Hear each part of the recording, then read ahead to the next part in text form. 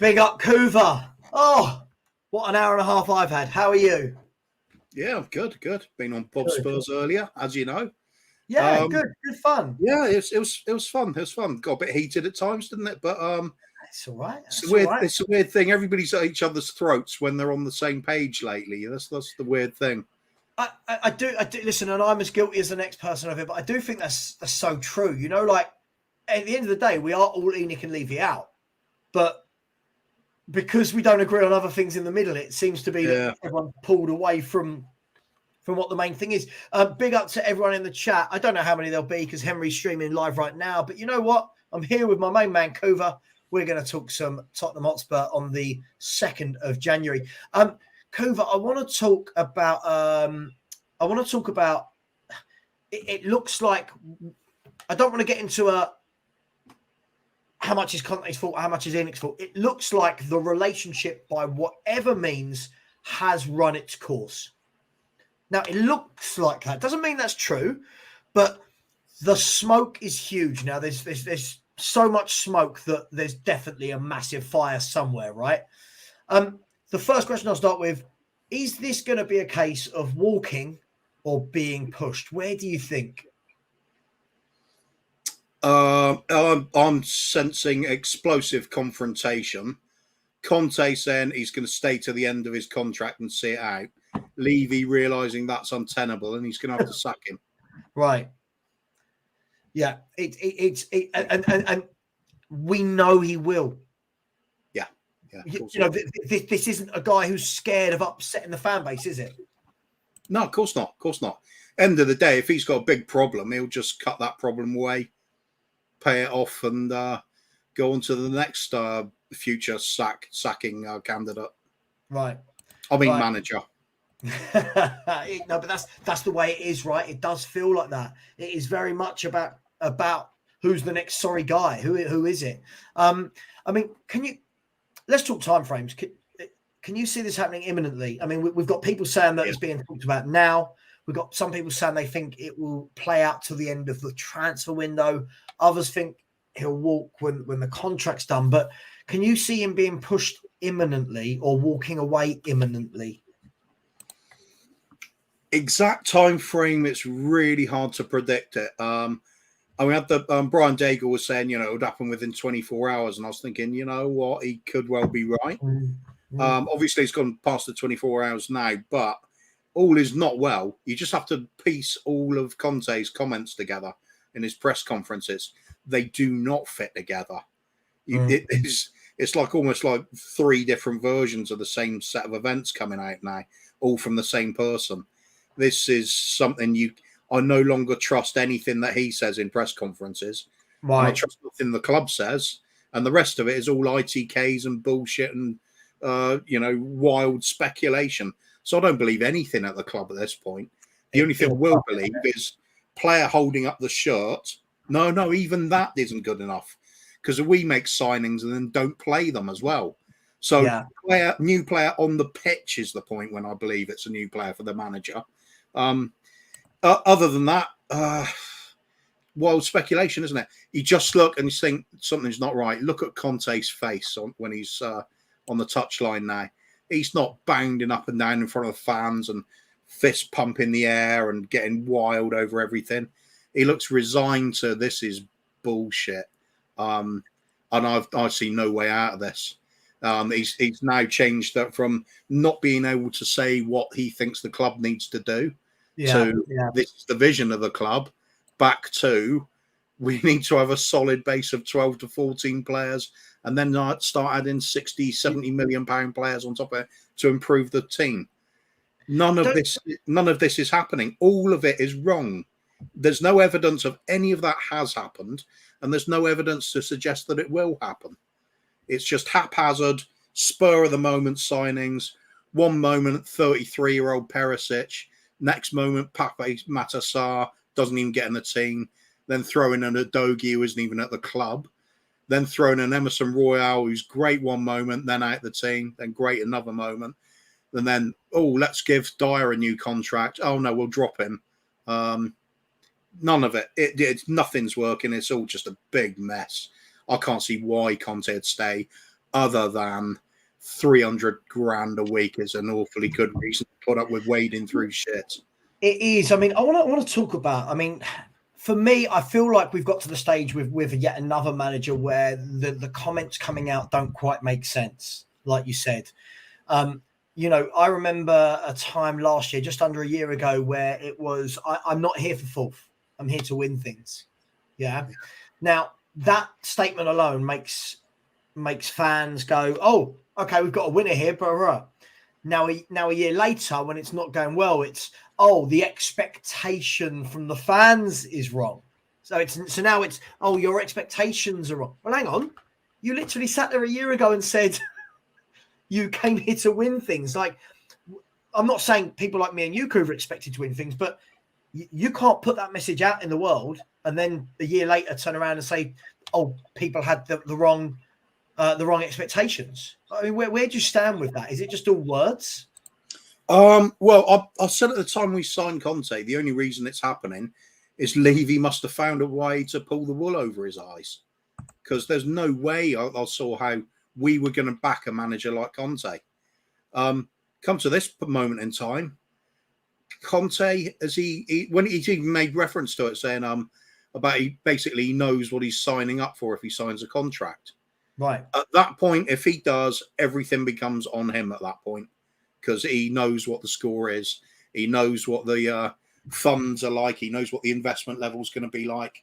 It'll be entirely down to him what he does with his team, which, if I'm honest, I'm not impressed with. I know you're not either. I don't care if he scrapes a few wins together here and there. We're being told weeks ago, look at how good we are. How can you be critical? We're in second and all trophies. Right. Well, now we're in fifth, and only three competitions we're in. Liverpool, if they win tonight, then we're sixth. 3 trophies. Portsmouth coming up. Do we see a cup killing on the way? I'd like to say home advantage. We should be okay, but look how easy it was for Villa. So yeah. I'm not ruling that one out as an easy easy win. We could then be looking at Champions League and League as our only remaining competitions. We ain't winning the Champions League, and you look at how far ahead teams are now in the league. These ones that we're writing off earlier in the season, right? And the ones that Arsenal are going to fall away. Who's done the falling away? Well, we're 13 points behind them now, and they got a game in hand. Win that game in hand. 16-point gap. Jesus Christ. The thing is, Kuva, when you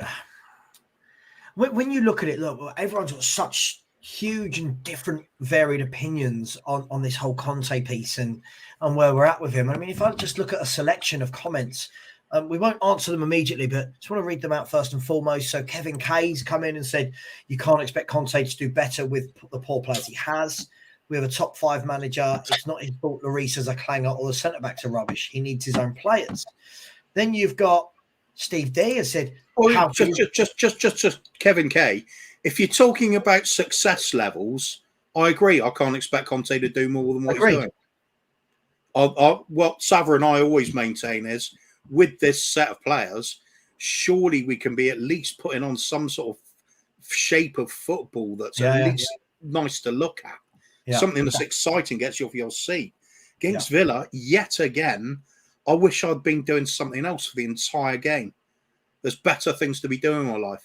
Like, stand in my room painting everything grey, putting on my favourite track of music with nothing but the static and the hissing noise of nothing being played. That's like watching Tottenham. This is it. We've had managers that like this. The sentence. Sorry, if we look at the last sentence, there was he needs his own players.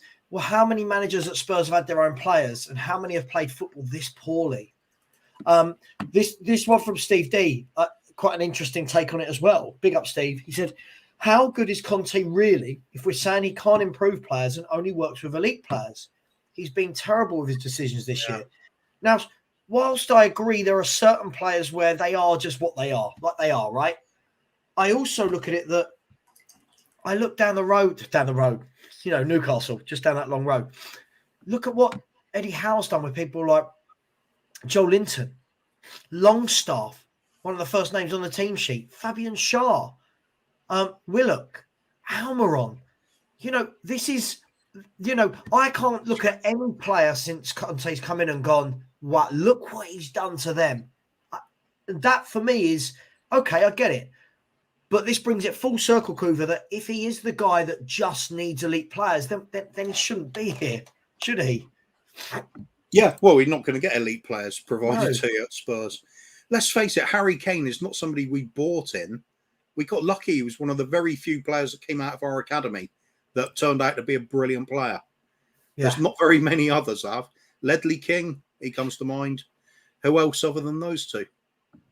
Yeah, But when we're talking about managers, if we're talking about elite managers and saying they need the players to play that to get their form of football across, I'm always going to look back at basically what I consider the greatest manager ever to play, manage in any league, Brian Clough. He used to literally take players out of non-league teams or Irish, little tiny Irish league teams, put them into his side, win trophies with them. Back-to-back European Cups with Nottingham Forest. Look at their resources. Tiny club. And he did it. He absolutely amazing. That is an elite manager. Right, agreed. What we're confusing with elite managers a lot of the time is people that have been good managers. They are good, but if they can only manage it with the cream of the crop, then they're quite limited. Now, I think Conte is one of those. Funny enough, I don't see that with Pep Guardiola. Although Pep Guardiola has only worked with cream of the crop, I always get the impression with him, he can turn a bad player into a good one. You look at the difference Kyle Walker made when he left us to go on to City, how much a better player he was at City. Well, the thing is as well, when you look at it, I remember when they signed Sterling and people said, oh, crap, Stones, oh, crap. Do you know what I mean? Listen, for me, I don't want to go down the Pep route. We'll be here forever with people calling him all sorts of names. But for me, the way I look at it is this. I would just like to see one or two of those players that have been, that have been turned into Conte-type players. I'm not suggesting for any moment that he didn't need better players to win things. But when you look at some of the firepower we have got at this football club, Kuva, and how many of the clubs below us or even above us would kill for our firepower. Perisic, Richarlison, Kane, Son, Kulusevski. When you've got those five, and then you've got Bentancur, who everyone tells me is this great midfielder. Then you've got Højbjerg. Everyone tells me he's great. And Basuma's done brilliantly in the Premier League. How is this all on whether or not we get two new centre-backs? The whole style of football can't be based going forward on two centre-backs and a wing-back. It can't be, can it? The two centre-backs will help with the quality of results. Of course. But unless they're good footballers, you're not going to help with the quality of this style of play. It will help a little bit because it won't be so fragile at the back. Maybe you can push the team forward more. But I see no evidence to suggest that's what's really Conte's way. All I see is a team that is now constantly in the mindset, get behind the ball, everybody behind the ball after a couple of minutes. Mm-hmm. It never changes. What I want to know is, if this isn't Conte's fault that the team plays like that, how come they can come out after an hour and start doing it? How come they can come out in the second half and start playing after being 2-0 down? And no one can The ability is there. It's just the manager can't get it out of them. That's his job, surely. It's not blameless. I mean, it's not all his fault. Of course, we're not going to win anything under ENIC anyway. Let's face it. That is the overall objective, is get them out. Otherwise, we never win anything. Mm. But when you talk about what we're looking at on the pitch, Conte's got to take a big slice of that. Just quickly, I just want to say, I see this comment a lot. And when we say party after party, it's true. Conte hasn't been given his own first choice keeper and defenders like Arteta's been given. And Kuva, you're probably sick of me saying this, but I remember when Arsenal signed every single one of those players that party after party is referring to, and our fans said they were crap. Yeah. I remember Ben White, more like Ben Shite at 50 million. Okay. Aaron Ramsdale, bullet Saliba's only dodged. done it in the French league. Yeah. Gabriel's crap. Zinchenko's a Man City reject. Ramsdale, he is awful. Yet they're the things we now use to back why Arteta's done well and Conte hasn't. I don't understand it. Look, what I know is this, Kuva. If if Conte had been given Gabriel and Saliba, and we still were playing like the way we're playing now, what would the excuse be? Do you think anyone would be coming out and going, well, hang on, he's been given Gabriel and Saliba? It wouldn't, would they? It's for me, too many excuses. Yeah, I think it goes back to that. We're Spurs fans. It's desperation times nowadays, isn't it? We're clinging on to anything we possibly can in the hope of winning something. And I think for a lot of people, I get it. I really do get it when people say we've got to keep Conte because they're thinking, who else can we possibly get? I understand that point of view. But he doesn't even want to be kept. Yeah, he doesn't want to be. But isn't that a pretty low bar to be setting when you're having to hang on to somebody where you don't like the football in the hope that you might win something when there's no evidence to suggest you will? Mm-hmm. That's how bad it is at this club at the moment. Mm-hmm. Can't even enjoy the game we love. Can't enjoy the performance of the team we love. And clinging onto a manager that isn't going to get what he needs, and people accept that he's not going to get it as well. Mm. Some people think he is going to get backed. Where are they getting that from? But King of the Indies, again, I agree. When you're saying Arsenal fans also criticise those signings, but doesn't that then go to show that these players they brought in weren't amazing, but Arteta's made them into a team? You know what else? Arteta was playing them, wasn't he? Yes. The players didn't come in and then they sit on the bench or go out on loan. Right. They get a chance to play. Doesn't happen at Spurs. I mean, look at Matej Sarr flourish as he doesn't get a kick all season. Look at Jed Spence flourish with his 3 minutes. I mean, let's be honest about this, right? You bring in a player like Basuma, and then our fans bought the whole line of, well, he needs time to adapt to the Conte style. I'm sorry, I'm watching Spurs play and going, adapt to what? What, this isn't Pep Guardiola's tick-a-tacker where players have to move into pretty triangles and once this bloke moves, you move there. This isn't that. This is a very rigid style of play. But yet, like you said, Basuma came in, wasn't put in straight away. Longley wasn't put in straight away. Spence hasn't played. Richarlison's been played out of position. What have we... I don't understand. So if every time a player works, it's that was his player. When the players don't work, it's wasn't his player. But look, I know this isn't an Arteta versus Conte thing, but listen, I mean, everything Arteta's doing at Arsenal, I don't think he's doing it with amazing players. I don't think they've gone and bought anyone where you go, wow, how did they pull that off? They've just signed sensibly, right? They've just signed sensibly, and he's got a way of playing. I don't know. They play with a confidence and ability to express themselves that we just don't. When they attack, they've now found that system with the likes of Ben White pulling into midfield and it allows Xhaka and Partey sitting there, and it allows Xhaka to go forward regularly to support the attackers. And they've got 5 players in and around the box all the time. It's almost as though he might have learnt that from working with Pep Guardiola for all those years. Almost, yeah. Right. And the thing is, but I'll go back to this and I'll keep saying this because I never want fans to forget this. The same ones now, right? The same ones that are telling me that Arteta's been backed were the same fans telling me that he bought poorly after finishing below us and that they bought poorly and couldn't, and he wasn't as good a manager as Conte. Yet he's 13 points clear of Conte. Bearing in mind, this is a club that weren't in the Champions League. They aren't in the Champions League, right? And they've gone out, signed sensibly. They've signed 2 that have gone straight into the first 11 in Jesus and Zinchenko. 1 or 2 that are very much for the future. But they all slotted straight in from day one. You saw in pre-season. Do you remember Arsenal in pre-season was spanking everyone up 5-0, 6-0, and Jesus was scoring for fun, and Zinchenko went in, and I just watched it and thought, he's doing something there. He's doing something. And then I watched us in pre-season and went, oh, I don't know. Because Kuva, we were told, give these players a pre-season under Conte, they'll learn his way. But yet we're worse than last year. Yeah, I agree.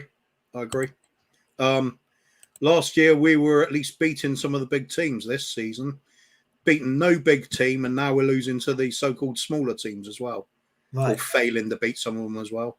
I don't see any way forward. I don't see any progression. The football's worse, if anything. Right. The results are nice, sliding way out of that outrageously lucky start we had, and it was outrageously lucky. Daylight robbery, getting a point at Chelsea, beating a Wolves side that played us off the park at home, but couldn't put away their chances. Same with Brighton. They outplayed us massive chunks of that game, and we managed to beat them. What happens if you give the likes of Wolves or Brighton Harry Kane in their side in those games? Sure. They would have beaten us. Sure. That's it. What we are basing any level of success we have at this club is basically at the moment focusing around Harry Kane and Kulusevski and Bentancur when they're fit. That's it. I'd say that's probably only Romero doesn't matter. He's been off form for ages, plays well for Argentina, but he's either injured or off form this season for us.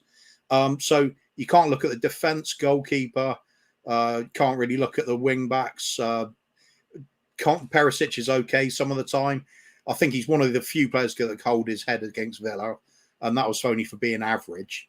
And then you look at the comparison. Perhaps we should carry on looking at Arteta, what they're doing at Arsenal, buying in players that do at least fit what he wants, can play football.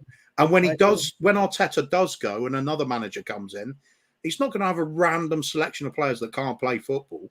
He's going to have in the first 11 that does play football. Exactly. He can do something with it. And I bet you... With us, apparently we have to buy for a manager's style of play specifically.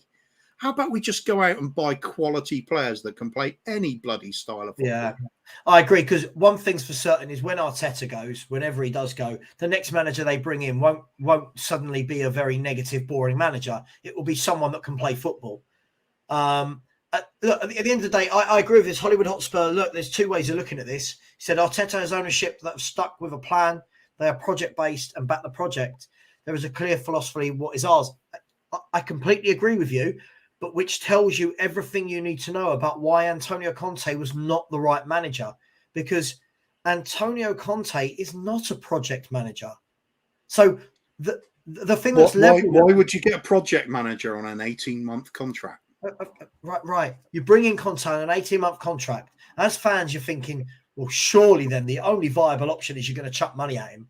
Surely the only viable thing is you're going to go out for the next 3 windows and buy 6, 7, 8 top players to play his way.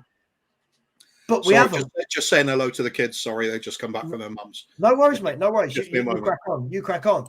But, at the end of the day, as I said, though, this is the thing. As we said, people like you, especially you weren't saying this in the summer. In the summer, I remember party after party, you were telling me Arsenal were crap. You were telling me that Arteta was an awful manager and had made bad signings. But now all of a sudden it's, but they have backed him and he's had this money. Conte's had 9 players he's brought in as well, by the way. Hardly any of them he's played. But Billy, Antonio Conte isn't a manager that's going to be here for 4 years to instill a philosophy. I don't understand how that is not seen by our fan base. Surely we get it by now. You bring Conte in to win now or not at all. Did you think, Billy, that we were going to sign Antonio Conte, as Kuva said, on an 18-month contract, and that we thought that he was going to be here in 2025 to instill a philosophy? Let's caveat that as well. This is still an Antonio Conte that didn't want to come to us initially. Right. There is no desire for him to really be here in the long term. That is very, very clear. This is hopeful thinking. I get it. I get it. You need to have some sort of hope. I've given up on that now. Conte is not that guy. The guy that fans want him to be. The give him 400 million over 5 years. He's not that guy. He's never been that guy. We're seeing that now. Look at all the things he's saying in the press, and fans are still saying, give him years and years. He's telling you the philosophy, and then he's telling you his philosophy, isn't he? It's literally like me sitting here, Cougar, going, you know what? I cannot stand brown bread. I only eat white bread. And then I'm bought a sandwich, which is brown bread, and people wonder why I don't like it, right? Conte is telling you, I say you, the royal us. He's told us the club want young players, smaller salaries. Yeah, he's telling you he needs 270 to 80 million pound players per window. But yet fans like party after party, fans like Billy Horrocks, they still think he's going to be here in 3 years to see a plan through. It's madness. He is not right for this club. Whether that's right or wrong, he's not, Coover, is he? No, it's just not as simple as that. He works at clubs where they've got a bit of ambition and happy to back him and buy into his vision. He's having to buy into Tottenham's vision here. You've got to align your objectives with what the manager's objectives are going to be. That means you've got the right manager there. It's not fit, is it? The club that wants to sign cheap players on low wages against a manager that wants to have a solid foundation of 12 to 14 players and then buy expensive players to increase the ability of the team overall. The two don't go together. It's the wrong manager for us. I mean, the more I said I don't want Pochettino back in because I think he'll get thrown under the bus again, I think if anything, we're going to get anything out of this club at all at the moment with these owners, it's going to have to be somebody like that can work on a almost zero budget and develop youngsters. He didn't even really do that much last time, but he was prepared to just say, you know what, we're going to have to go messy to start with. It's going to be difficult, going to be very painful. And then when he does say it's going to need a painful rebuild, how about believing that rather than him having to be sacked and then proven right again and again with consecutive managers saying the same thing? Somewhere along the line, the penny has to drop with people when consecutive managers say the same thing. It really does. Not those managers that are really the problem. If this debate about Conte, it's not about the level of success. That's irrelevant. It's entirely about what you're watching on the pitch. Do you enjoy it? That's it. Yeah. If we were winning things, our argument of the bad football is irrelevant because you've got no leg to stand on. You go, well, we're not enjoying it. Yeah, but look, we've just lifted a cup. Cool. All right. Can't say anything. Let's have a look at some of the comments, Cover. I mean, Scott has said, so Sava, are you saying Conte has come for the money or he's been lied to by Levy? Scott, I think it was a relationship of convenience. You had Antonio Conte out of work and there weren't any big jobs available. You've got Daniel Levy who needed to pull a rabbit out of his backside after the debacle with Nuno. And hence the reason we saw an 18-month contract signed by both parties and not your standard 3, 4, 5 year deal. So for me, I think Conte's come here and thought, well, I've got nothing to lose. If I walk away after 18 months, at least then everyone's going like we're going now is, well, it's Levy and Enoch doing what Levy and Enoch do. Has he been lied to by Levy? I guess none of us will ever know what he was told. I'm going with a yes because that's what they do. Yeah, sure. It's PR machine. Everything's bullshit. The only thing that grows in the long term with Levy is off-field investments. Rest of it doesn't matter. Mm-hmm. Football won't matter soon.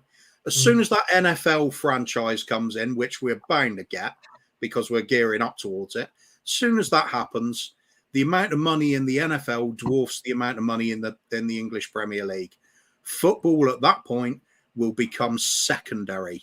We will be the second string tenants of the Enoch-owned stadium. Yeah. We don't. The club is absolutely irrelevant at that point. We're just like trimmings on the Christmas turkey. The NFL bit will take over. I'm dreading that, but I see that happening. Whether it's 5 years, 10 years, it's on the way. Yeah, listen, for me, Kuva, as I've said, the discussion at the moment is around Conte because of yesterday's game. But let's be really honest, this club has got so many issues. This isn't we sack a manager, they're fixed, or the board are removed and within 1 month it's all fixed. There are so many issues. Just quickly rattle through some comments. PJ said you could tell Pep was upset at Arteta going. He knew he had a lot to offer. Flying Solo has said Conte has had some money, but there also has to be a semblance of coaching. Can't sign 25 players, so he also had to improve some of them that were already there. I agree. Ronald J has said Arteta bought a whole new squad with 350 million compared to Chelsea and United spending it in one window. Conte's had 200 million plus. I guess the thing with this, Kuva, is it's whenever we pick a manager from the Tottenham history and we go, well, so-and-so spent X, so-and-so spent Y. The argument is always going to be, but yeah, was it their players, right? Was it exactly? This is where we come, or let's see, It's exactly where we come back to this comparing Arteta to Conte. I think it is totally viable.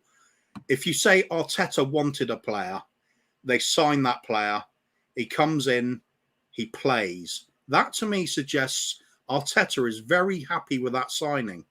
Whereas we sign, say, Basuma. We think it's a great signing. We all liked the way he looked at Brighton. He looked a great player. Hasn't looked that way at our club. What happened when he arrives at our club?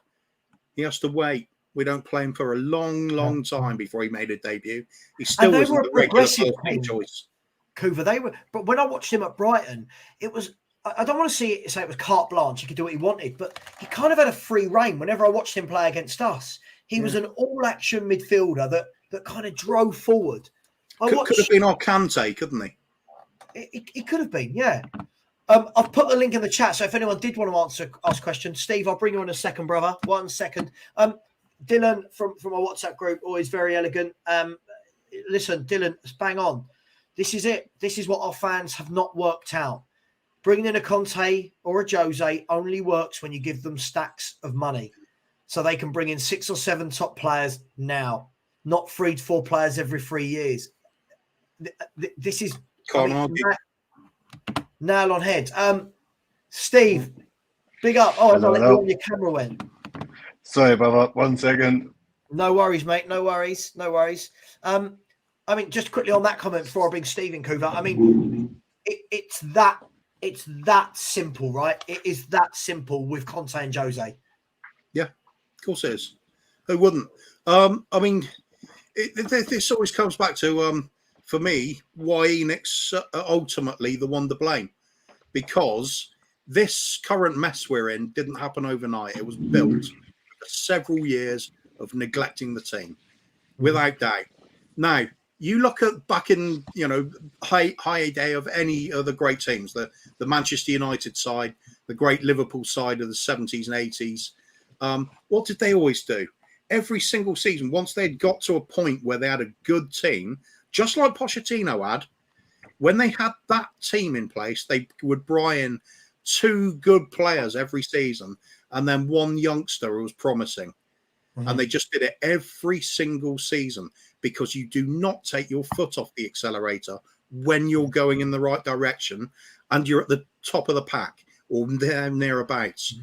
We did the exact opposite and went into neutral, started coasting, thinking everything's going to be all right.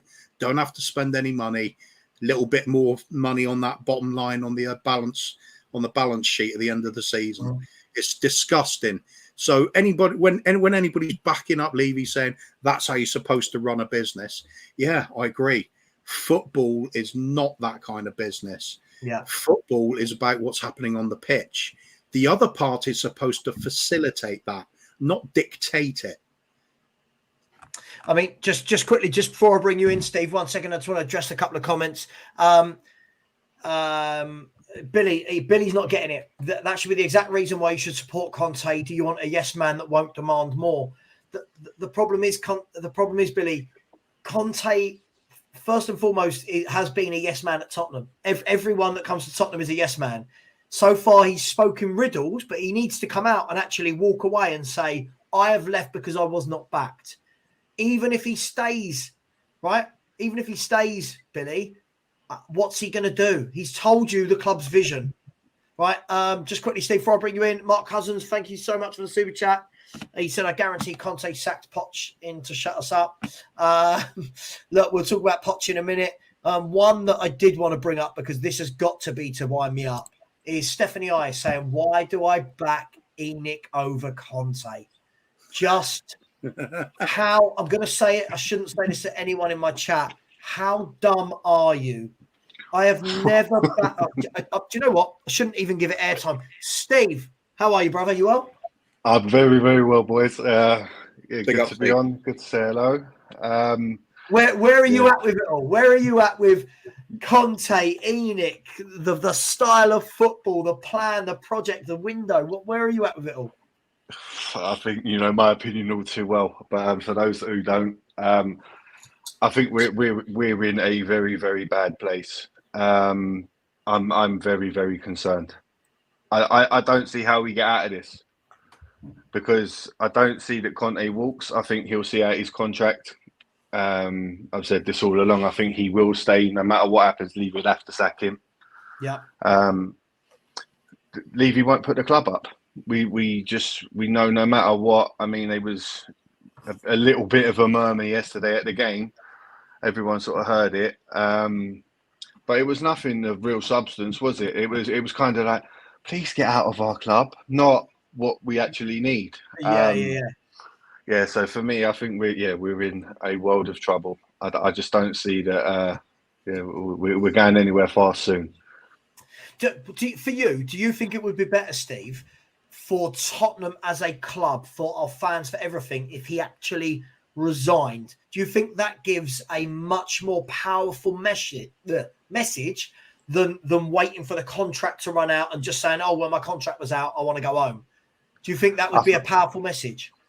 I think if he was the man we thought we was getting, he would have already done this, or there would have been a lot more noise around the transfers he hasn't had to get the team playing the way he wants. We all thought he was the one that was going to come in and throw toys out and plates and cups and start kicking boots at people. None of that has transpired. He's conformed. He's turned up. He's done what he's going to do. What he's done, and he's going to continue to. I don't see that anything changes. He'll have a little moan. Poch had a little moan, but ultimately they will conform. They will ride out their contract and then eventually either be released or the time will run out. I don't see the extension happening. I don't see why it should.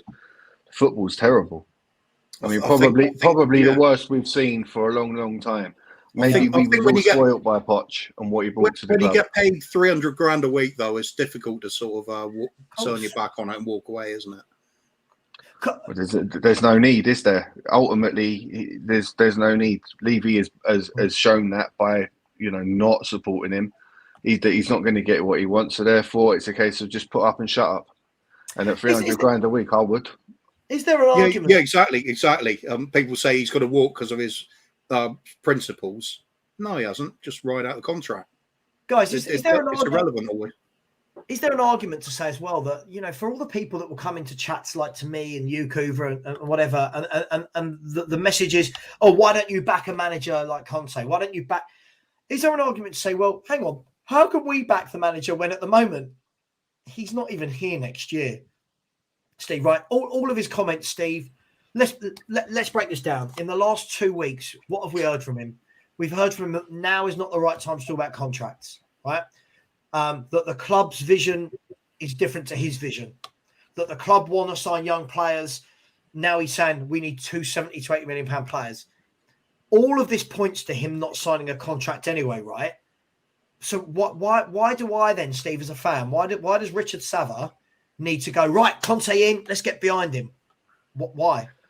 I think if the football is entertaining, it gets you off your seat, it makes your heart race, it makes you fall in love with the team, then it doesn't really matter that side of it. If at least the players are giving everything and you're entertained, right? I think for Conte, he doesn't have that. He doesn't have the fact that we're playing entertaining football. Fans are raging. When they sacked Poch, we didn't. I mean, we've said this many times. The last sort of 15, 18 months of his time at Tottenham, I think he'd given in. He'd conceded to the fact that Levy was never going to support him or his vision or give him the tools to do the job. But at least under Poch, we had an aggression, we had a style. We played what I consider the Tottenham way: pass and move, quick, free-flowing, 1-2 touch football, off your seat, Janolas, them styles of players getting your juices flowing. I don't see any of that in this team. Genuinely, my boys' academy team would beat Tottenham right now, and that says it all. So, I want to read a couple of comments. Then I'm going to ask you a question about the whole back Conte thing. So first of all, Dylan from our group chat said Bielsa left Lazio after a week because the promises weren't kept. Conte is looking more like a paycheck manager. ENIC need to sell up or back Conte. Stuart Austin has said he's right. How the F do we get out of this? The club is done. Billy Horrocks has said to me, would you take Enrique? I mean, listen, I love Enrique's style of football, but he listen, if you bring Luis Enrique in after having Antonio Conte, the players are so not aligned to what Luis Enrique does that I don't think it will work, which is why I think whoever comes in next, and I hate this word, Steve, I hate this word, whoever comes in next, it is going to be a big project where we are going to suffer for years because there's no easy fix. No manager's going to want to come in and play this boring football. If a manager like Enrique wants to come in and play any form of tick-a-tacker, then he's going to need all new players that can actually play football. The problem is, Sav, we've got too many players that have been there too long. They're burnt out. They're mentally they're as flat as the grass they're playing on. It's terrible. I mean, players like Dyer, Davies, Mora. Instead of trying to shift this Deadwood, we're giving them new contracts. Like, I don't understand it. It's not like we're trying to prize them away from people and giving them new contracts. I don't understand. We've got players that have been there way too long. Lloris, I love Lloris, but at the minute you can see he's done. He's done. He's checked out. He's done. So who is the replacement for him? There's no clear vision. Steve, the next manager that comes in, I mean, imagine, all right, let's assume for simplicity, right? Let's assume that the Conte stays till the summer and we don't sign anyone this window. Let's just assume, right? We now get to the summer, a new manager comes in and they're going to be looking at this and going, right, I need a new goalkeeper. I need a new number one. I need centre-backs. If I want to play 4 at the back, I don't know if you heard all that, Kuva. I'm just talking, assuming a new manager. Yeah. Right? So I need a goalkeeper who's my number one. I now need centre-backs or one top centre-back that's going to play with Romero if he stays. I now need full-backs because the club has been buying wishy-washy wing-backs. I now need a creator if I want to play any form of attacking football. I've got my star player, Harry Kane, is going to have 1 year left on his contract. Heung-min Son has just had a terrible season. Let's assume that continues. I'm not saying it will, but this is why I say, boys, the next manager that comes in, whether we like it or not, whether it's Poch, whether it's, I don't care, Poch, chuck any name you want in there, right? This is a project club now. There is no quick fix. We are not set up in any way that 1 or 2 transfers turn us into this top club. We need a complete build. Am I being dramatic? No, I think you're speaking facts. I think it's evident. We know what we need. We know what we're going to get. It's not going to be the same thing. It is going to be time, and it is the old rebuild, which is what I thought you was going to throw in there. So when you didn't, it kind of threw me off. I like the word build. We're not rebuilding from anything. We're building badly. Our team is very much stuck in the mud. I mean, we've got players that can do a job and can bridge gaps with the right manager. I think we can limp through a couple of transfer windows and really turn a corner, but we need heavy investment now, summer, next January and probably the following summer, and heavy investment. And we're not going to get it, not with these lot in charge. So while they're still sitting there, we are what we are. We are going to be in the same predicament. And the problem is there's too much of our fan base is stuck in the, but we needed to build a stadium. That's why we went through transfer windows without buying any players. Hang on a minute. That's a completely different financial thing. It's nothing to do with the team. It's set against the club. It's a completely different thing. But we're still in that position. I don't see that ENIC will leave. There's not enough noise. I mean, the rumblings yesterday was, for a lot of us ENIC out people, you look at it and go, sorry, it's just caught me off guard there as I was reading Pete's comment. Yeah.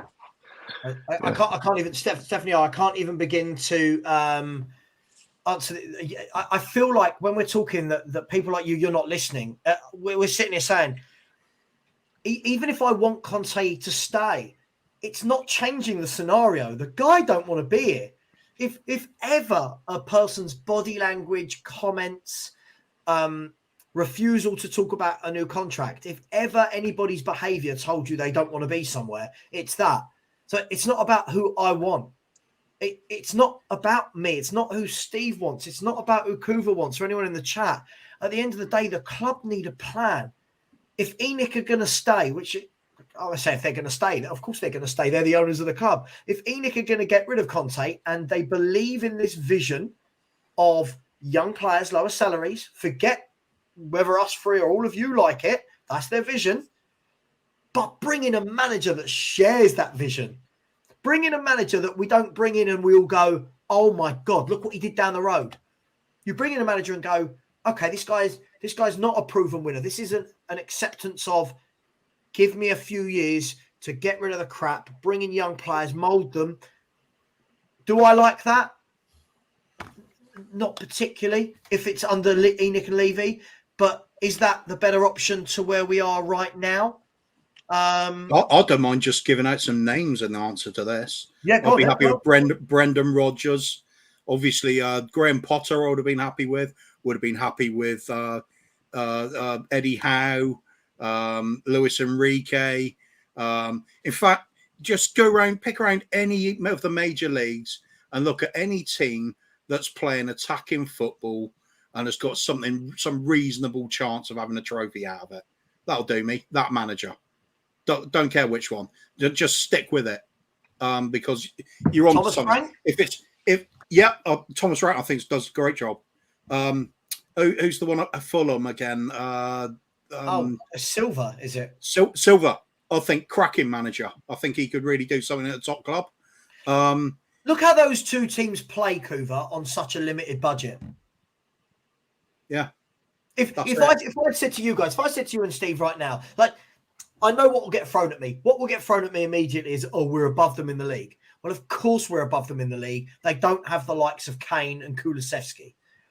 But when I watch Brentford play, when I watch Fulham play and I look at their organisation, forget entertaining football, just their organisation, their willingness to die for each other on the pitch, throwing their bodies on the line, but also trying to play out from the back. And then I look at Antonio Conte's football and the excuses that are made for this guy. And I think, well, how long has Silva been at Fulham? Anyone know? A year? Something like that, isn't it? Right. So. And if I offered you right now, if I had said in the summer when they got promoted, I'll offer all of you Fulham's defence, Fulham's midfield. I bet you everyone would have said not one of them would get in our team. But yet these teams seem to have a pattern. These teams seem to have an ethos, a style of play. Yeah? And I'll tell you what, actually, let's look at this, Kuva. Let's look at this. So if I look at the league table, Fulham are 5 points behind Tottenham. Yep. They were in the Championship last season. Brentford are only 7 points behind us. What I find really funny, and this includes player transfers as well, is the amount of our fans will not rate somebody if they come from a lower division or low down in the table. They're always written off like that's the limit of their ability. So few actually see past what their limitations are because of the team they're in. They don't equate that if you go into a better team, you're a better player or a better manager. Now look at what happens when you do give them a chance. Look at Eddie Howe. Look at Aaron Ramsdale. I remember both being laughed at as being pathetic. Couldn't manage. He was lucky to be in a footballer championship at best with Ramsdale. Look at him. Ben White, total write-off. Look at him when given a chance, put him in with some good players. I think the key to any of these teams is the fact that the players are buying into what the manager's selling. Our players aren't at all. They don't want to play it. Listen to this team. And sorry, just quickly, let me read the super chat. Sorry, Hollywood Hotspur, thank you so much. Much appreciated. He said, I'm convinced now the only reason to back Conte is because that is how Levy operates. Desperation. He doesn't have time for a 3-year project. I'll be honest, mate. I think the time has come and gone for that. I think Conte has told us what we're going to and not going to do this window. I think that's gone. But thank you so much for the super chat. This is the 11. I guarantee if I had offered any of these to you in the window, we wouldn't have taken one of them, right? Bernd Leno in goal, right? Tete, Kenny Tete at right back. Yeah, I would have. over Royale, I would have taken Leno and right back as well. Diop, who couldn't get a game at West Ham. Tim Ream, who's about 35. Anthony Robinson, left back. Harry Reid in midfield, next to Paulinho. Then Willian, who's about 704. Bobby Cordova-Reid. Yeah. Pereira, who was released from Man United. And then Mitrovic. Look at that 11, right? Look at that 11. This team, in the particular game I've pulled up, had 62% of the ball. Yeah. 12 attempts at goal. 6 shots on goal. Even if I go back, they beat Palace away 3-0. No fluke. Beat Palace away 3-0 with 64% of the ball and 23 attempts on goal. Do you think we're going to get 23 attempts on goal when we go to Crystal Palace on Wednesday night and have 64% of the ball? What was that word before the 3? 20. Oh, 20. 20, yeah. But it's madness. So that's why when people tell me he's not got the players to play any different, I'm sorry, he's not been here 3 months. He has been here for January. So he's been here now for 15 months. He's had these players long enough, and yet I'm seeing no fight for each other. I'm seeing no pattern. I'm seeing no relationships built on that pitch. So I'm sorry, for me, getting a manager without a winner's med. I don't know my point on it, if I'm honest. I'm just so frustrated. And also when you go back to the argument of he hasn't got the players he wants, why isn't he insisting for some defenders that can play that? Yeah, agreed. I'm more interested in the fact that he hasn't screamed and kicked about getting some decent wing backs in, because his whole system is based on it. Yeah. Well, yeah. I mean, surely if the key part of your system is wing backs, go and get the ones you want. Go and spend 60, 70 million on decent ones. I agree. I don't understand. I'd rather have Jed Spence in there than Emerson Royale. That's obvious. But I understand the club saying, okay, we want to buy one for the future. All right, cool. So who's the one that's coming in now, that's ready now, that can play now? All summer we was hearing Hakimi's and all this business. Hakimi. And no, we've got Emerson Royale because he's mustard. Matt Doherty's and no. This is the thing for me. Again, I would have had so much respect instead of spending 60 million on Richarlison. If that was the budget, because I know Kuva's answer. Kuva's answer is, well, we should have done both. But if that was the 60 million you had for a big signing, if I'm Conte, I'm going, nah, I don't need that. I need this bloke at centre half. I need this bloke at wing back. Don't palm me off with a forward who, let's be really, really honest, is never going to play centre forward unless Harry Kane is injured, right? These are the things where we were told he wasn't a yes man, right? We were told he wasn't a yes man, but still fans are saying things like, well, I bet the next manager's just a yes man. Well, aren't they all yes men? Aren't they all yes men? Unless they turn around and go, I am quitting. Do you know, that's what I said. If Conte or Jose had quit, best thing that could have ever happened to us. I am quitting. You didn't give me what I want. Done. At least with Jose, there was a plan. At least with Jose, there was a plan. Under this man, you don't know what the hell's going on. It's like they get so bored and eventually they start playing football their own way. And that's when we have to come from 2-0 down. There was a plan under Jose either. I think he was a bit more astute with the best he could. Oh yeah, 100%. In terms of, but when he set up against the team, you could see there was something. There was a formation, there was a tactic, there was a bit of, thought behind it. Under Conte, I don't see any of that.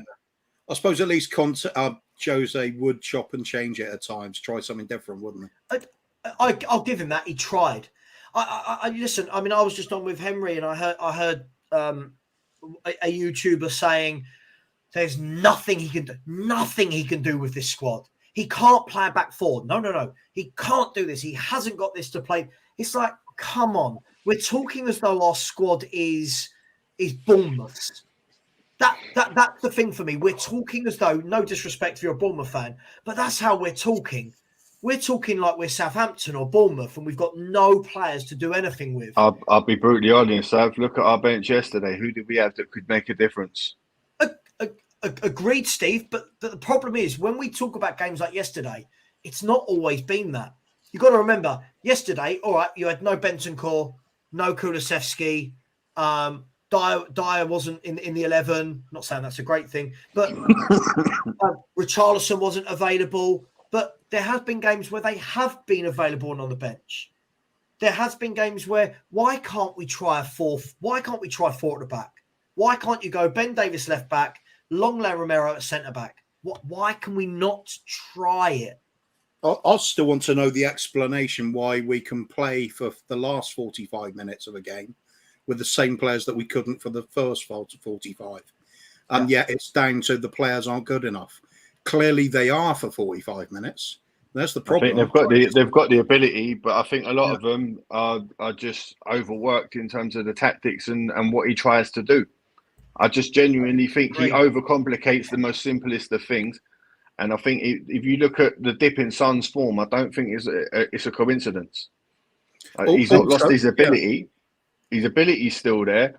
His confidence is shot to you know what. But shots that were going in last season aren't going in this season. That's the big difference with him. Yeah.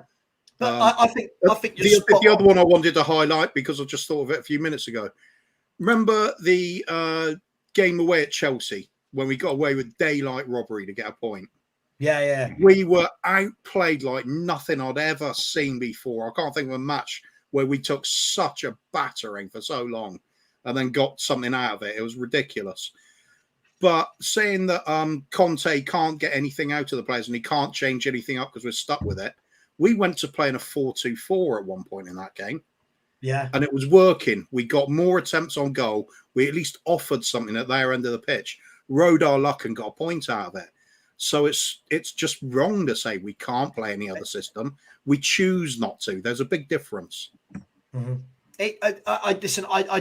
I don't buy into any fan that says what can be done, right? What they do is they'll take one game where the manager was forced to play. I remember one game we were forced to play three in midfield because we didn't have enough forwards to play three up front, right? And it was, there you go. He's played it once. It doesn't work. And you know, you're thinking, hang on, but we play wing backs every week and that don't work, and we still do it week in, week out. I just think I will continue to be balanced about this. Yeah, ENIC owners, we know, but no one's going to tell me that these managers, as we said, like Silva, like Thomas Frank, like even when I watched Leeds play against Man City the other night. Yeah, Man City scored 3 goals. Of course they did. They got Erling Haaland, and Leeds haven't got a great defence. But in that second half, Leeds didn't half give it a go, pushing forward and playing football. Bloody good watch. They have done in most games this season, to be fair. So I get it that I get this whole excuse of not. Hang on, let me find it because Michael. So where is Michael? He said this. This exactly. The excuse that the defence is the reason why we can't play good football is rubbish because Leeds play good football and their defence is crap. This is what I mean. And Leeds don't have Son, Kane, Kulusevski, but yet their managers managed to get them playing football. Now, I know what fans will say, Steve. They'll say, well, we're above Leeds. Well, of course we're above Leeds. But the 45 minutes I watched in that second half with them against Man City is better than anything I've seen Antonio Conte give us this season. I think what you've got to remember is a lot of the results that we've had this season paper over the cracks because the wins, the draws, a lot of the points that we have on the board, we're very lucky to have them. We didn't deserve a lot of them. I mean, Chelsea's just one example. I mean, we got absolutely violated that game. You know, and how many times do we get a scrapey decision or, do you know what I mean, a last-minute winner or a last-minute, do you know what I mean, equaliser? That's been our season. We don't come alive till the last half hour of a game. Yeah. And all he comes out and says is, oh, well, you know, we've got to try and start from the beginning. Well, you're an elite manager. Like, surely it's common sense. This is the thing, Steve. I mean, when you look at it and we hear that, Conte's not telling them to sit back and play that way from the beginning. Watch Spurs next time they play. Watch how they start a game. Right. And I don't even before you have to, even before the whistle's gone, you watch them. They're not pumped up. Watch them. Honestly, they look like a team that is like, okay, straight away, we're just going to fall back into this 10 behind the ball. And I was joking earlier in the season when I said it. Perhaps what we need at the beginning of each game, bucket of ice water over the players as they go out and just hit them with a cattle prod. Just wake them the hell up before they get on the pitch. Absolutely. For me, it's just too many. Anything you throw at these people, there's always an excuse for Conte. But I can guarantee you, if his name wasn't Conte, if this was Steven Gerrard, just imagine this was Steven. Hang on, just a minute, Steve. Imagine this was Steven Gerrard as our manager. We're watching this football. We're getting these results, right? Are you telling me everyone's going to have all these excuses? It would be out, get out. You're a fraud. Get out. Conte. Oh, but it's Conte. He's won at Chelsea. Yeah, but we're not Chelsea. A much better squad everywhere he's been. Right. These are the facts. And he made Victor Moses the best wing back in the world. Oh, well, God, this. He hasn't managed it with what? How many we got? 6? Do you know what? I'm going to bring this up because do you know what? The number of times I hear the Victor Moses conversation, right? Victor Moses, right? This was his season. What year was it they won the league? 2016, 17. Yeah. Okay. So he got 3 goals and 2 assists. So when we're talking about this amazing season that he turned into a world-class wing-back, I mean, really? You don't think that season was more to do with Diego Costa or Eden Hazard or Matic or Fabregas? Do you know what I mean? Are we really going to put all this on Victor Moses? But guys, I just don't know. I just don't know. Is anyone hopeful for Wednesday night against Palace? Anyone think that we can go there or is Vieira going to say to them, guys, look at them. They're a mess. Get in amongst them. Get in amongst them from the first minute. They will retreat. We'll have the ball. Vieira's pump up before the match will just be, lads, it's Tottenham. Right. Yeah. But I was told that Conte, people are still telling me that he's given them a different mentality, that he's changed the persona of the club. I don't see any difference. No, not at all. You don't. You look across the pitch, even during the game, there's nothing. There's no, do you know what I mean, grabbing each other. There's no sort of having a word if somebody makes a mistake, or do you know what I mean? Yeah. It's too just, well. No. Yeah. It's like that little bit of 1-2 football we had right in front of goal and Son laid the ball up for Kane. It was too heavy and it just skiffed off the turf and went out. He looked back and just smiled at him and laughed. Like, we're 2-0 down at home. That ain't funny.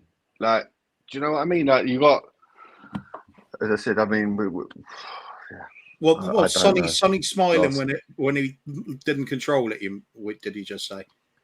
Yep. He just, I remember one bit where he failed to control it, and it looked like he was smiling. But then I suddenly realised he's doing that because he's sort of grimacing. He's embarrassed by that. But it still doesn't look good, does it? It's But there's no. I mean, even Basuma. Yesterday there was nothing. Just letting people just drift past him. I will and I won't. I will and I won't. And then goes and gets booked for something stupid. You could just see there's pure frustration. They do not enjoy playing this football. But Basuma being suspended for Palace, are we actually going to notice that he's not there? Not really. I mean, you will when you've got Ollie, Skip, and Højbjerg in the middle. Well, we've got two defensive, very defensive players. To be fair to Skip, that'll fit in with the 7 that we've already got at the back. Sorry, just finishing off that little segment. I think we have seen a dramatic change in mentality, because we used to be the team that bottles it at the end of the day. Now we're the team that bottles it before half time and can't recover. Right.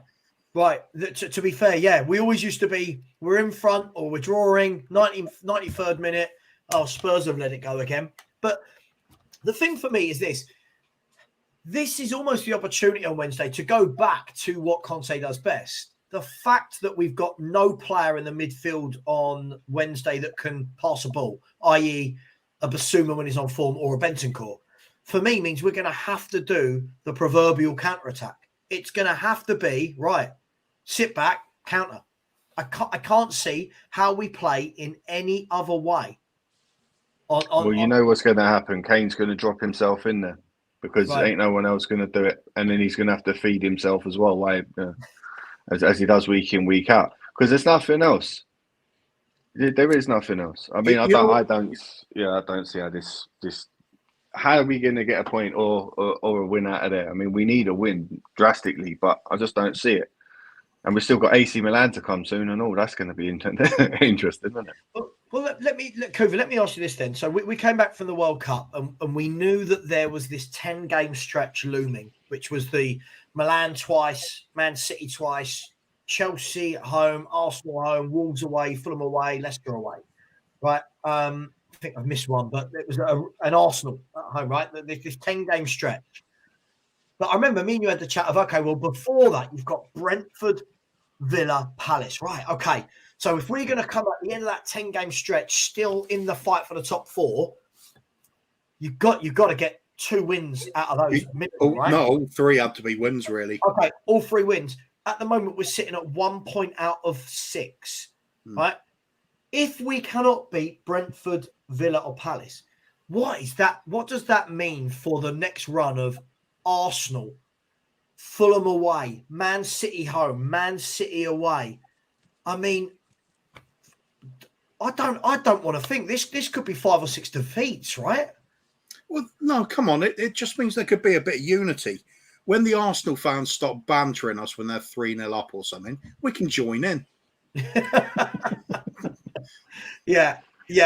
But will that be enough? If we lose 3 or 4-0 to Arsenal, right? I'm not saying I want it to happen, but I think it's a win rather than an if, Sav. All right. If this happens, right? If I'd said when, that would be clipped, Steve, and I'd never hear the end of it. Right?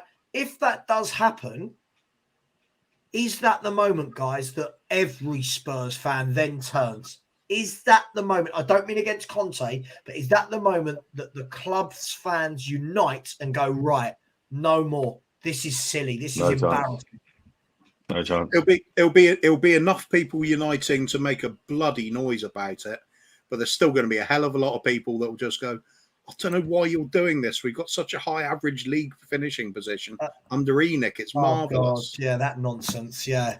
Look where we look were at our trophy cabinet that they've put in the nice new shiny stadium. There ain't nothing in there. Biggest bar in Europe. That's going to help. Yeah, actually, it is going to help, isn't it? Well, I mean, he's Yusuf, and big up Yusuf. He's always in the chat, a Liverpool fan. And by the way, I welcome fans from all clubs into my chat. I think it's important we have perspectives. Yusuf has rightly pointed out that Liverpool will overtake Tottenham if they beat us, if they beat Brentford, kicking off in just over an hour. Now, somebody in the chat, can you tell me, I believe 6, 7, 8 weeks ago, we might have had like a 14-point lead on Liverpool. Can someone let me know what that was? If it was indeed 12, 13, 14 points, guys, doesn't that show just how bad we've been? That this is a Liverpool team still not playing particularly great, that we had written off and said, look at them. They've not replaced Mane. And tonight they could be above us and we could be sixth. What does that tell you about the speed in which we have dropped? That's it. That's my comment, by the way. I was just saying. Fair enough. I mean, Steve, it's bad, right? It shows that. I'm just looking at the form table. The worst thing is they've identified that they're struggling. That Mane is a bigger miss than they maybe anticipated, and instantly they're going out and they're getting players. They're rectifying it. We're not. Literally, it was what I think halfway through the match there was Liverpool going to go and get Gakpo, whatever. Half hour later, boom, he's there with a shirt. There's none of this for Tottenham. Yeah. We not only do we not know who we're going to get, we don't even know where we're going to go and get them. Yeah. And to be honest, at the minute, everything's more about, well, is Paratici going to get nicked or not, as opposed to who's going to sign for Tottenham. If you're a top player, do you want to come to Tottenham right now? I don't. You wouldn't really bother with it too much if you're mid-table, would you? I mean, the problem is the expectation is top four. We got top four. The whole point of top four is to get more finances into the club, to reinvest, to rebuild, to improve. We didn't do any of that. And now it's all about, well, if we're going to get top four again, what for? Why bother? Like, genuinely, why bother? If you're not going to invest in the team, then why are we going for top four? Why fans are so concentrated on this top four place, this trophy? It's rubbish, to be honest. What is your purpose if you own a football club? Well, the thing is, guys, is it to get a well-known club that doesn't win anything but has great infrastructure off the field and owns a lot of buildings? That's basically what they do, isn't it, Enoch? They are what they are. But they will invest heavily in the safe option, which is bricks and mortar, because they know what they're getting. They build a cinema, people will go to the cinema and watch movies. If we invest on the team and the players don't work out, it's risky. The value's gone. So they're always going to do minimum what's required on the pitch and put all invest correctly in the infrastructure. Get the right scouts, because everyone else seems to be finding these players. Man City's finding top players for 8 million and all this business. These players are there because the scouting networks are there, and it's not. Nothing's a secret in football nowadays. These players aren't just freaks of nature that have just fallen out of their house in Norway, and you know what I mean. These players are known. Tottenham don't go and scout them properly. Paratici like you said, if you look at Alvarez up front for Man City was 15 million or something. They've just bought another one in, a midfielder, I believe, for 8 million. But again, doesn't need to come in and be ready now, or even ready in 18 months. They'll loan them out somewhere across South America, and then they'll come back. And one thing is for sure, they'll be able to play the Pep Guardiola way, because you don't sign players that can't play the Pep Guardiola way. And I'm looking at the form guides, guys. I mean, it's been getting worse. I've got an app that shows you the form over 20 games, 15 games, 10 games. And if you look over the last 10 games, we dropped to 11th in the form table. The last 5 games, we've dropped to like 13th in the form table. Something needs arresting and quick, doesn't it? Because it's not even like we can say, well, we're playing badly but nicking some wins. We've won one of our last 4, which I believe was Leeds. One of our last 5 in all competitions, but one of our last 4 in the Premier League, which was Leeds United at home 4-3. Being dumped out the cup in that time to Forest, Forest, yeah. Yeah, we've drawn Brentford. We've lost to Villa. It's not looking good, guys. And I just don't believe we're that bad on paper. I truly don't. I'll argue that with absolutely anyone. I just don't believe we're that bad. Players aren't buying into it, into what he's trying to get them to do. They just don't want to do it. Yeah, I was just saying to Bob Spur before coming on this stream, and I was talking about, remember the beginning of the year, Bob Spur had just come out of the coma. The community was all really together over the COVID lockdowns and everything. And we're thinking, we got a bit of hope behind Conte, even if we don't like the football. There was like some feeling that maybe Conte and Paratici had forced Levy into change. Even if he wasn't going to leave, he might reform. And then over the course of that time, I've gone from being a very positive sort of supporter who would go, the quad's on, the treble's on, there's always something on. Yeah. I'm now at the point where I am so broken, I want us to lose against Portsmouth. I've said it. How negative can I be now? I want us now to lose games. I want us to get absolutely torn to shreds against Arsenal. And it's not because I hate my club. It's not because I hate my team. It's because I hate my owners so much and they hold us back from ever doing anything.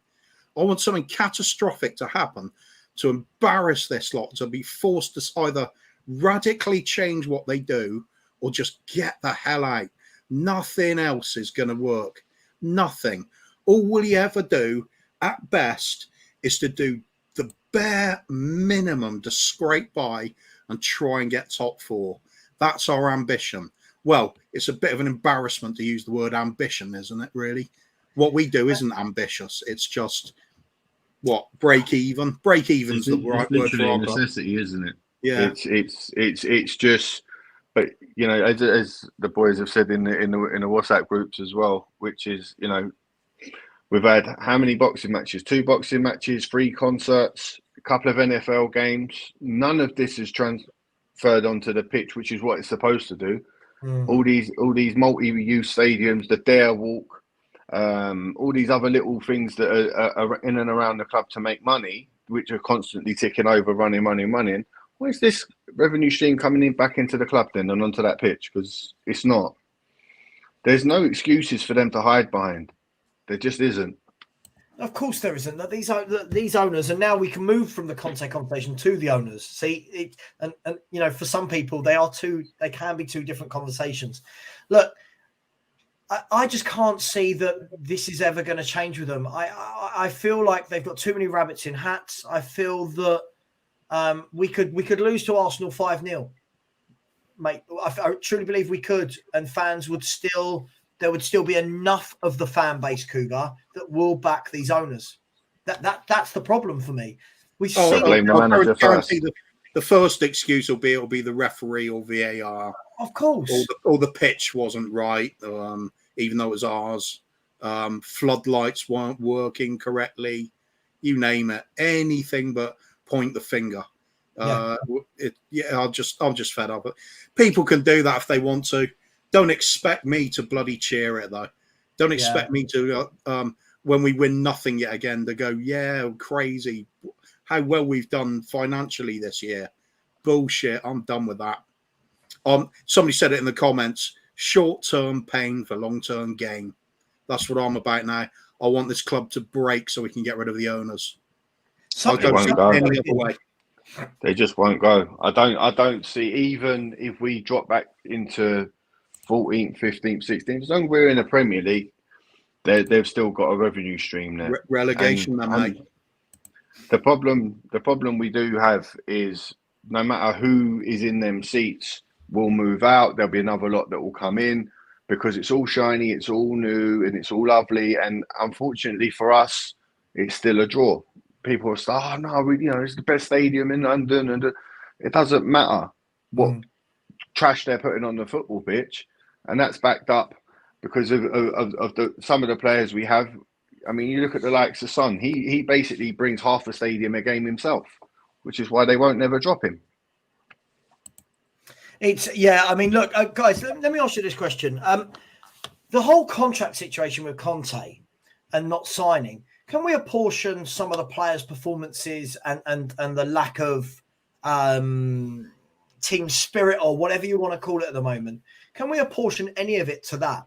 Are they looking and thinking, well, the manager's not even staying. What am I playing for? Where are we heading? Do you think there is some of that, or would you like to think that they're all... I would like to think that they're professionals, and no matter what, they play for the badge, they play for the club, they play for the fans.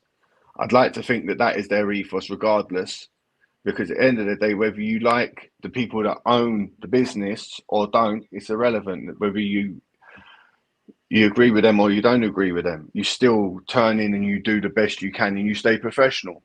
I think that's what you would expect from people in their position. And I think a lot of them are professionals. And then you've got others who are just like, well, I'm just here to get a paycheck. You know, whether I win, lose or draw, I get the same money. So it's happy days. I'll look at it a little bit differently. Not much. We're obviously very much on the same page with everything otherwise. But I like to think that the players, first and foremost, they are fans as well. They're football fans, at least. They're going to see the sort of things that are getting talked about. They're going to notice all these sort of things.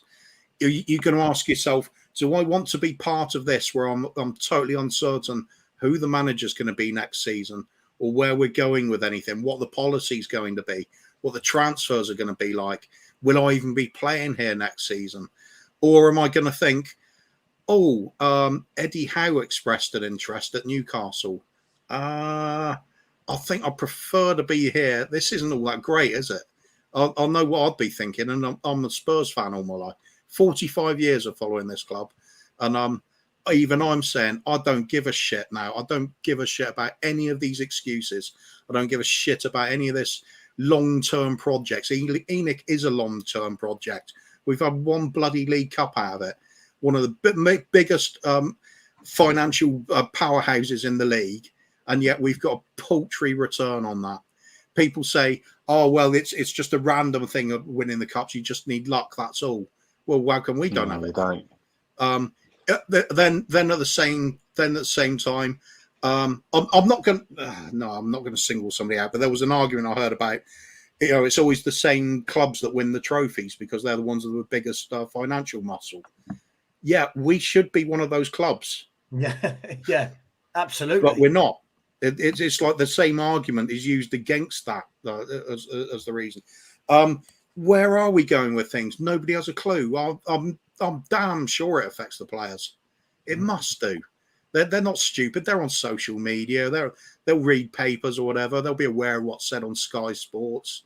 But surely that should be a motivation in itself, no? If you know you're hearing that you're the worst player and you're this, that should make you want to work harder. That should make you, in terms of the manager.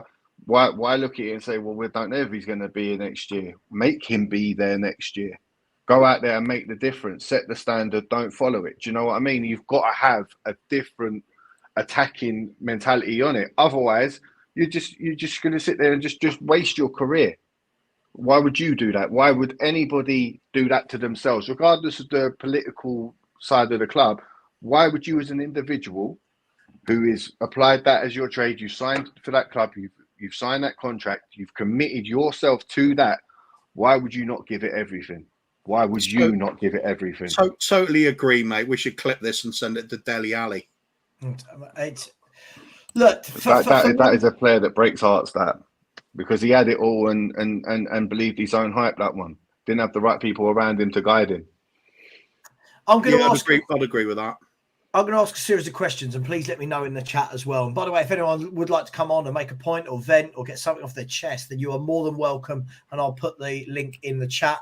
I think it's good to have different voices all the time. First question: Conte to be here at the end of January? Yes or no? Yes. Move up. Conte at the end of January. By hook or crook? 50-50 for me. I need an answer. I can't get off that fence, Cooper. Get off that fence. No splinters here. No, 50-50 is a very bad percentage, considering it's your manager. I'm going to go with no. I think he's going to have the bust up with Levy and go. Okay. That's a full house. I think he'll be gone. Harry Kane. Will Harry Kane this summer announce that he doesn't want to sign a contract and force a move? Yes. With my blessing. Without the lack of a clear plan put in place, yes, he'll go. If there's something put in place and we come out with this miraculous plan of a way forward and some ambition for the club, he might stay. Without it, he'd go. I'd want him to go. If I was him and I was being paid loads to play at Spurs and I'm a Spurs fan, I'd still want to go. What's the point in staying here at the moment? I agree. If I'm Harry Kane, I'm making it really, really clear this window. I'm not signing a contract. Either sell me now for a lot of money or let me go next year. Yeah, I mean, if an offer for Real Madrid came in right now for me and I was Harry Kane, I'd be, espadrilles hanging out the suitcase halfway to the airport by now. Yeah, it's bad. It's bad. Okay. Will Christian Romero be a Tottenham player in 2024? No. I'll be honest with you. I'm going to say yes, because I don't think he's as good as he's been made out to be, especially at club level. I think for Argentina, he turns it on. I think for us, he's too rash. He's still very young. And he needs someone with a bit more of a level head next to him to control him through games. Yesterday he could have got sent off really, and it would have been for petulance. Yeah, he has that about him. I think he's still got a lot of growing to do. I don't think any top club's going to come and take him off our hands just yet. Hoover, the Romero thing's interesting, right? Because he is, I think Romero is a very good centre back. I think he's got a lot of things he needs to iron out of his game. But his stock for the next year, 2 years is always going to be followed by World Cup winner Christian Romero. So I truly believe that in the summer, when people are looking at centre halves, why would that man not be a target for top clubs? Yeah, you just have to look. Forget the amount. There's a lot of times where he's underperformed in the last year or so. And some of it may be down to genuine injury. We don't know for sure, but looking at the injury record at the rest of the club, I could well believe it. But you look when he is performing on a regular basis, and he is head and shoulders above anybody else around him. He's like majestic. He rises above. It seems like he's 2 foot taller than everybody, and there's this aura around him, but he can't be touched. You can't shrug him off the ball, and whatever he wants to do, he does. That Romero is going to definitely turn the heads of a few clubs, and it's going to be like the Real Madrids, the Barcelonas, people like that. They're going to want that kind of quality in the team. What he has going against him at the moment is something he won't have in a couple of years' time, and that's that he's still very young. A couple of years' time, playing against some top players in this league, he will have learned a hell of a lot, especially if we get in somebody alongside him who's competent.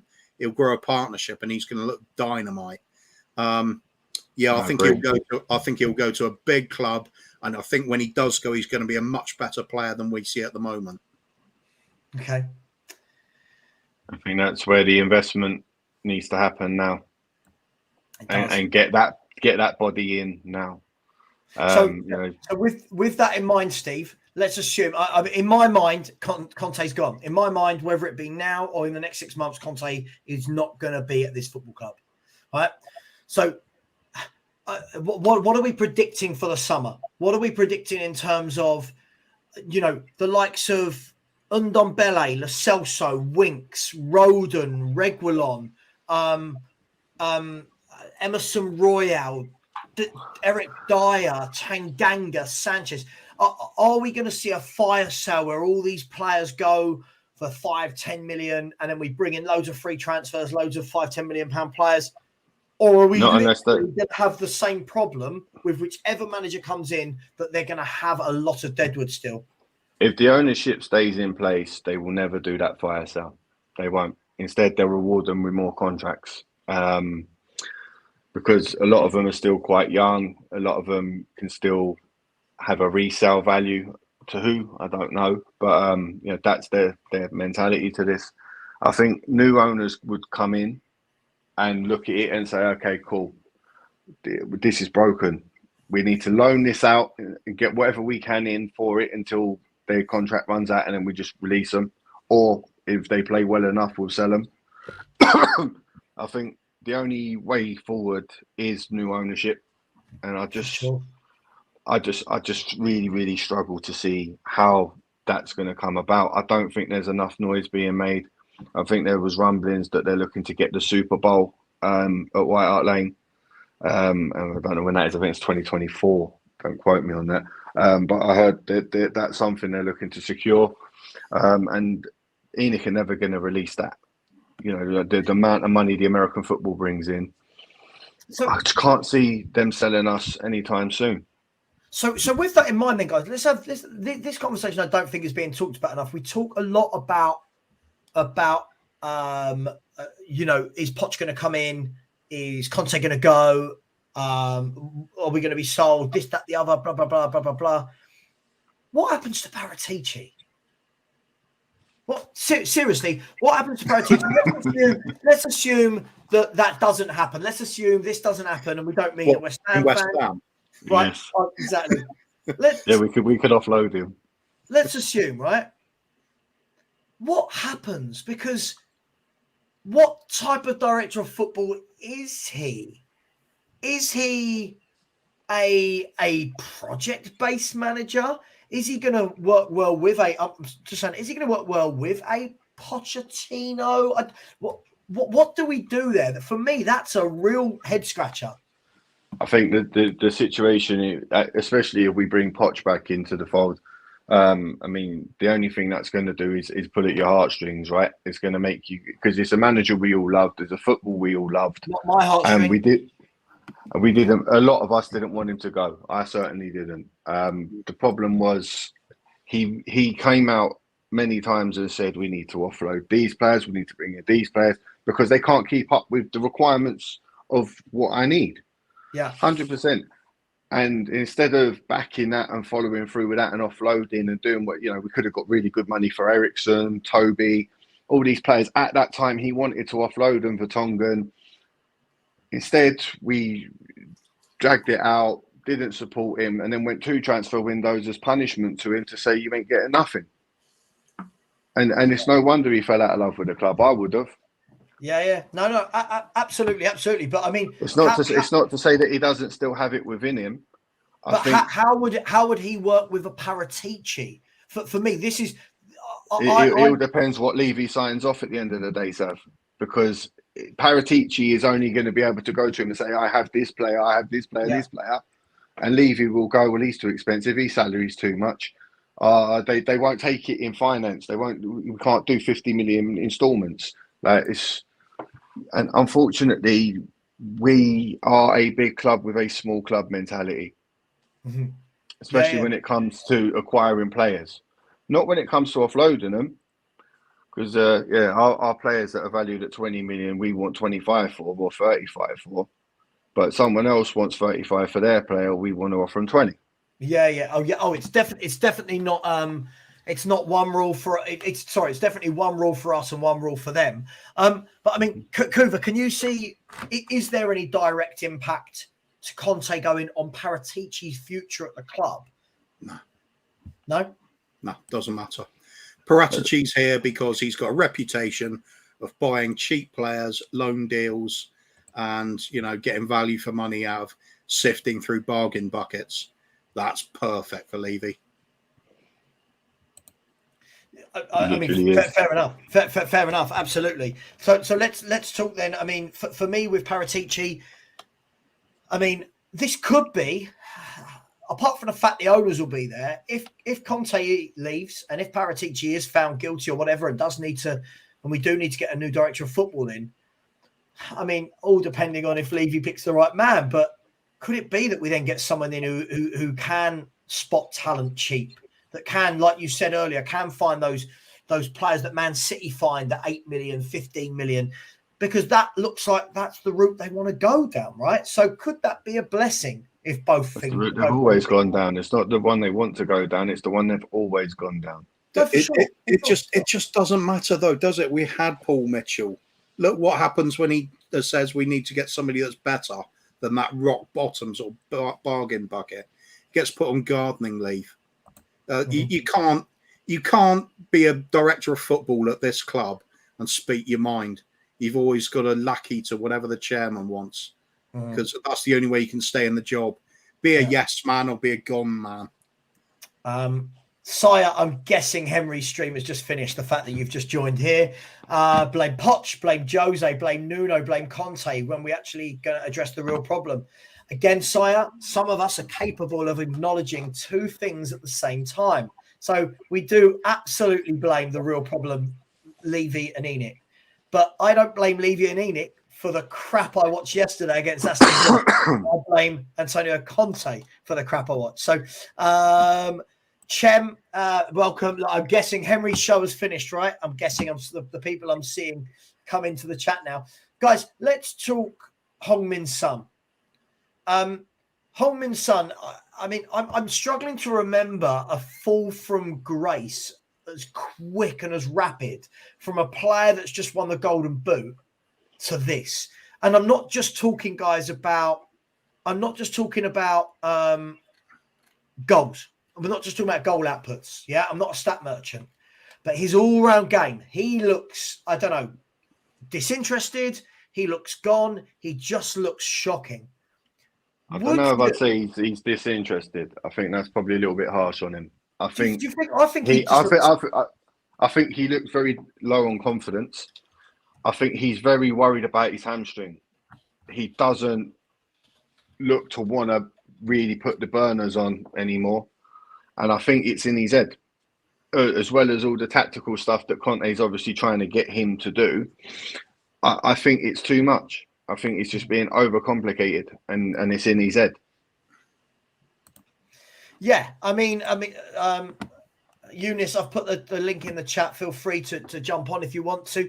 I am going to jump out in a minute because my battery's about to die. I've got about 20%. So as soon as I get down to 10, then I'll no worries, mate. No worries.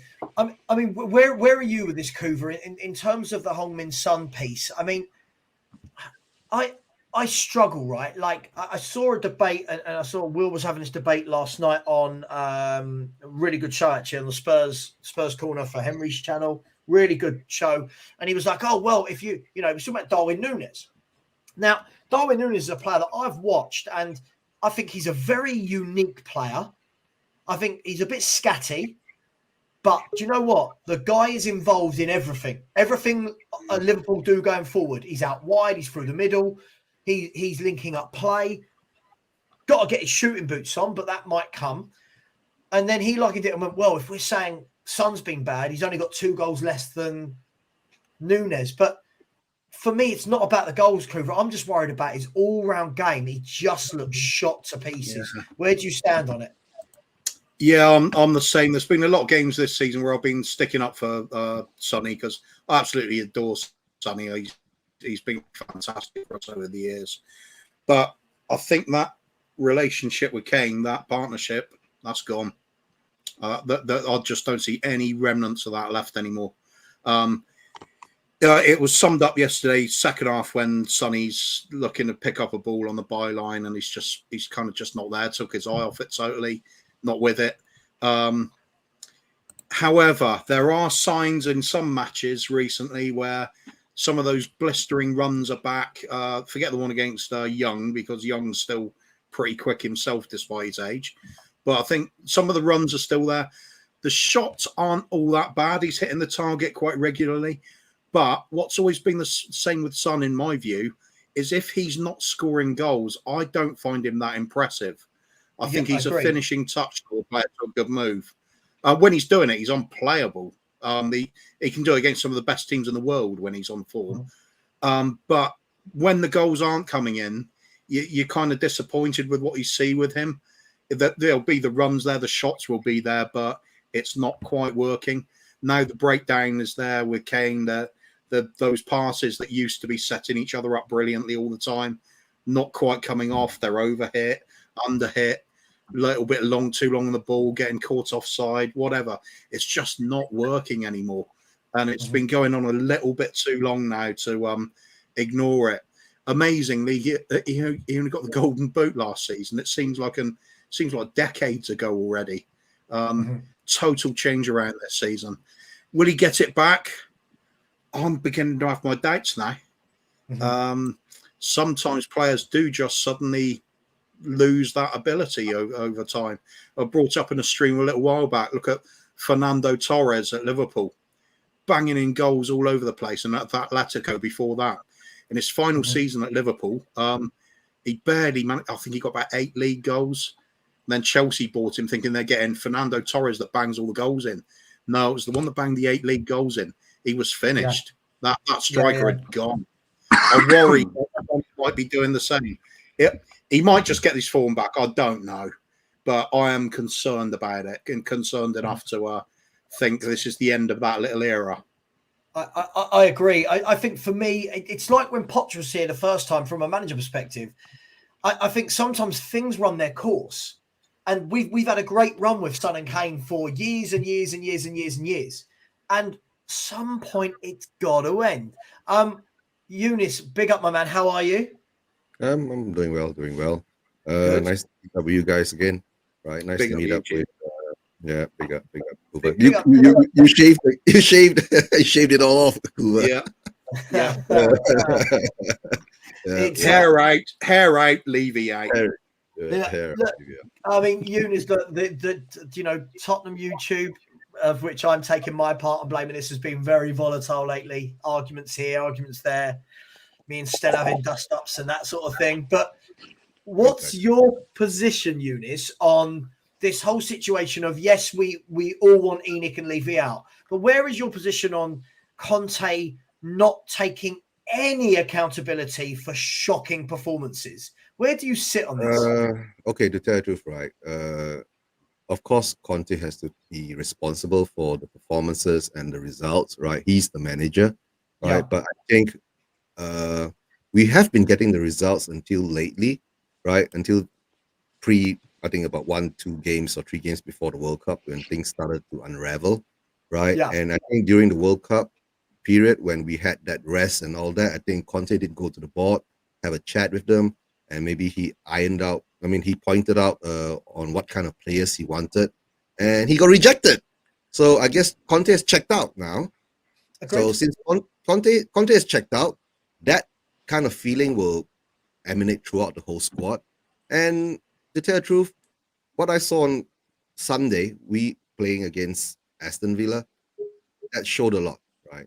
That showed so much. So at the moment now, to tell the truth, the only thing now, like I've always been saying, I've been just waiting for Conte to walk, because when Conte was appointed, I've always been saying this: Conte is a panic appointment by Levy because of the chance in the stadium, right? We couldn't get him throughout the whole summer last season, and within 2 days after the chance, we got Conte in, right?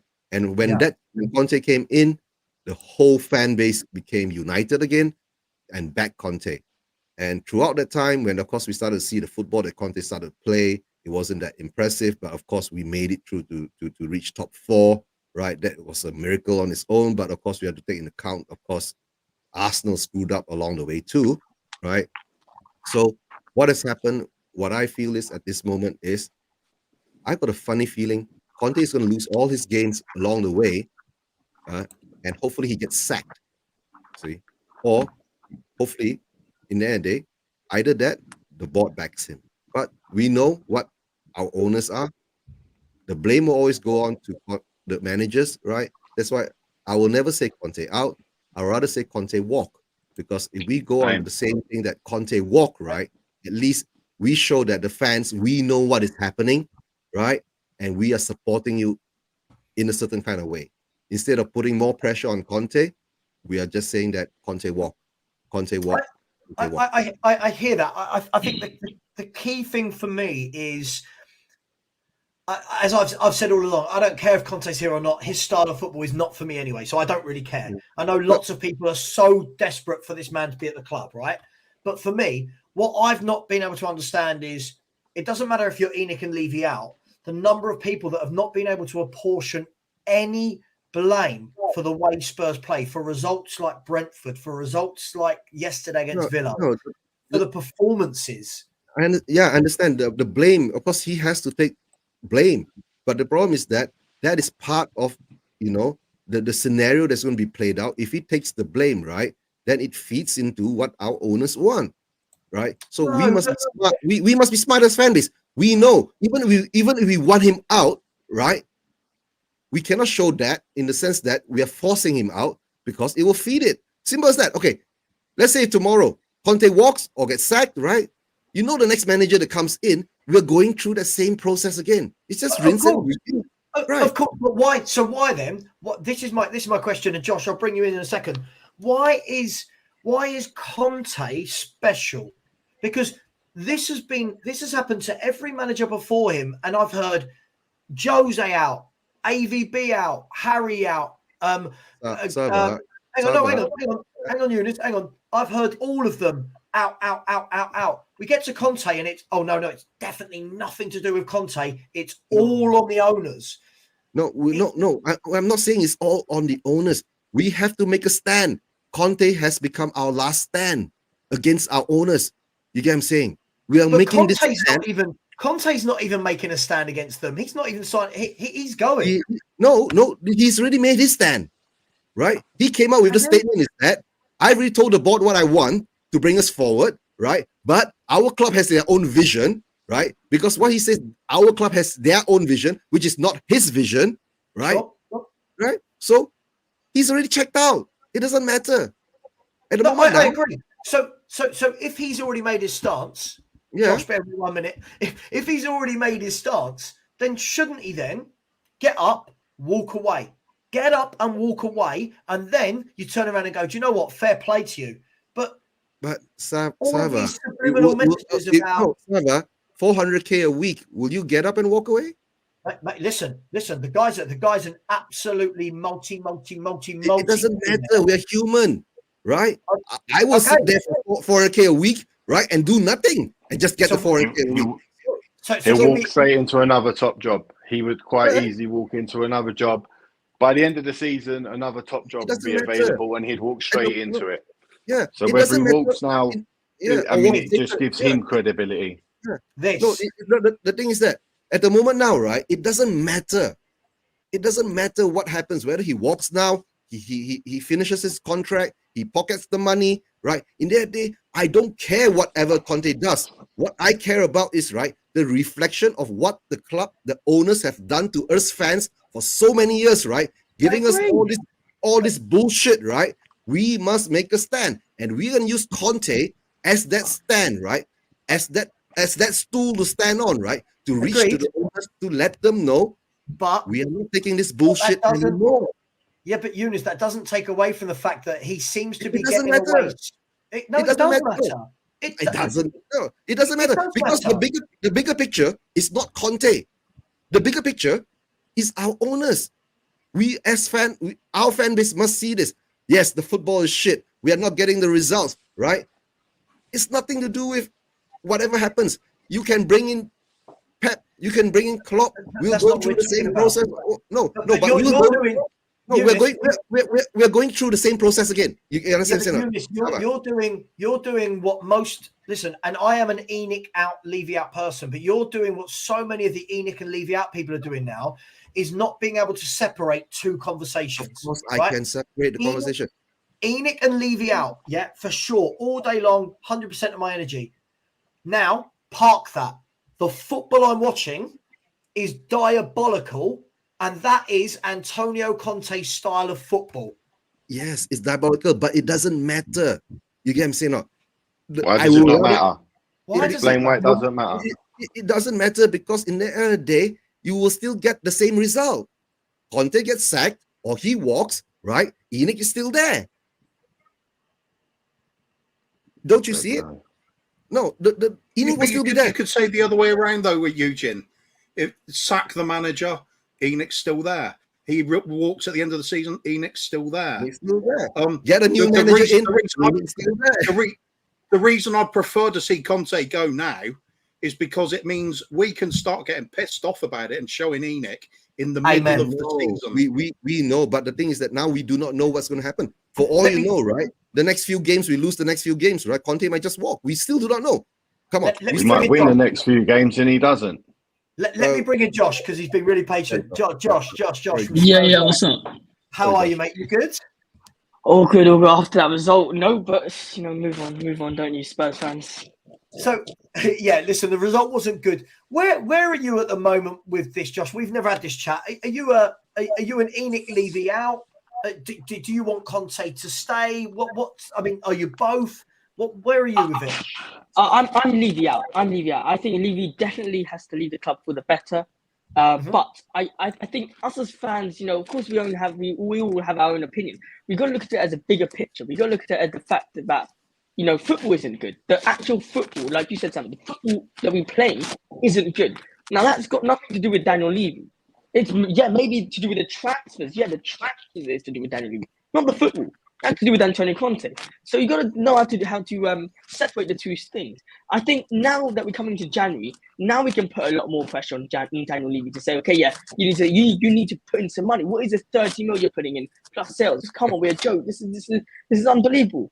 I think also the fact that Antonio Conte has 6 defensive players on the bench, and he needs to change the game when he's 2-0 down, is just disgraceful. How can we allow this to happen as a team?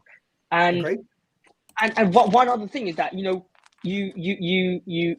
Daniel Levy or Paratici, also let's add Paratici into this. He sells 3 creative midfielders. Tanguy Ndombele, not sold, loaned them out, whatever. Tanguy Ndombele, Giovanni Lo Celso, and Dele Alli. Who is he bringing in? Come on, bring in someone. No, hasn't brought in anyone. So you've basically left us with Højbjerg, who's a CDM. You've Bentancur, who is not creative, but yeah, sure, he is creative. Less creative Bentancur. You've got Skip, you've got Basuma. 4 central defensive midfielders, all central midfielders, but none of them are creative midfielders. Now, how do we expect us to score goals if Harry Kane isn't getting the ball? His first touch was in the 18th minute versus Aston Villa. This is mad. The only way he's getting the ball and receiving the ball is if he drops deep.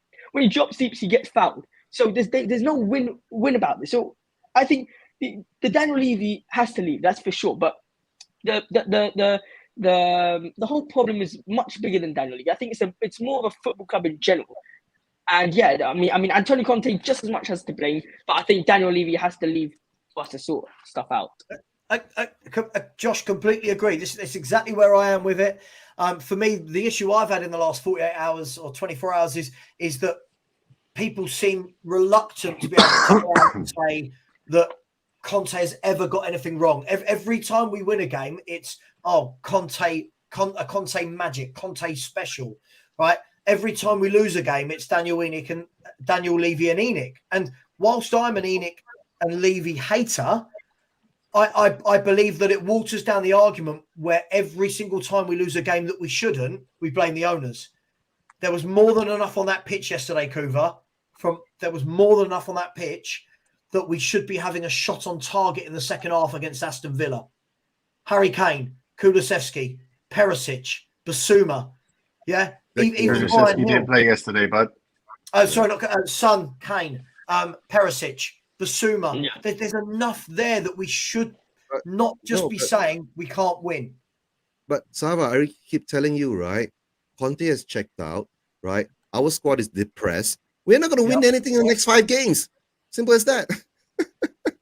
Sorry, by the way, if we don't win anything in the next 5 games, then that manager will be gone. Yes, yeah, 100%. Just quickly, Sire.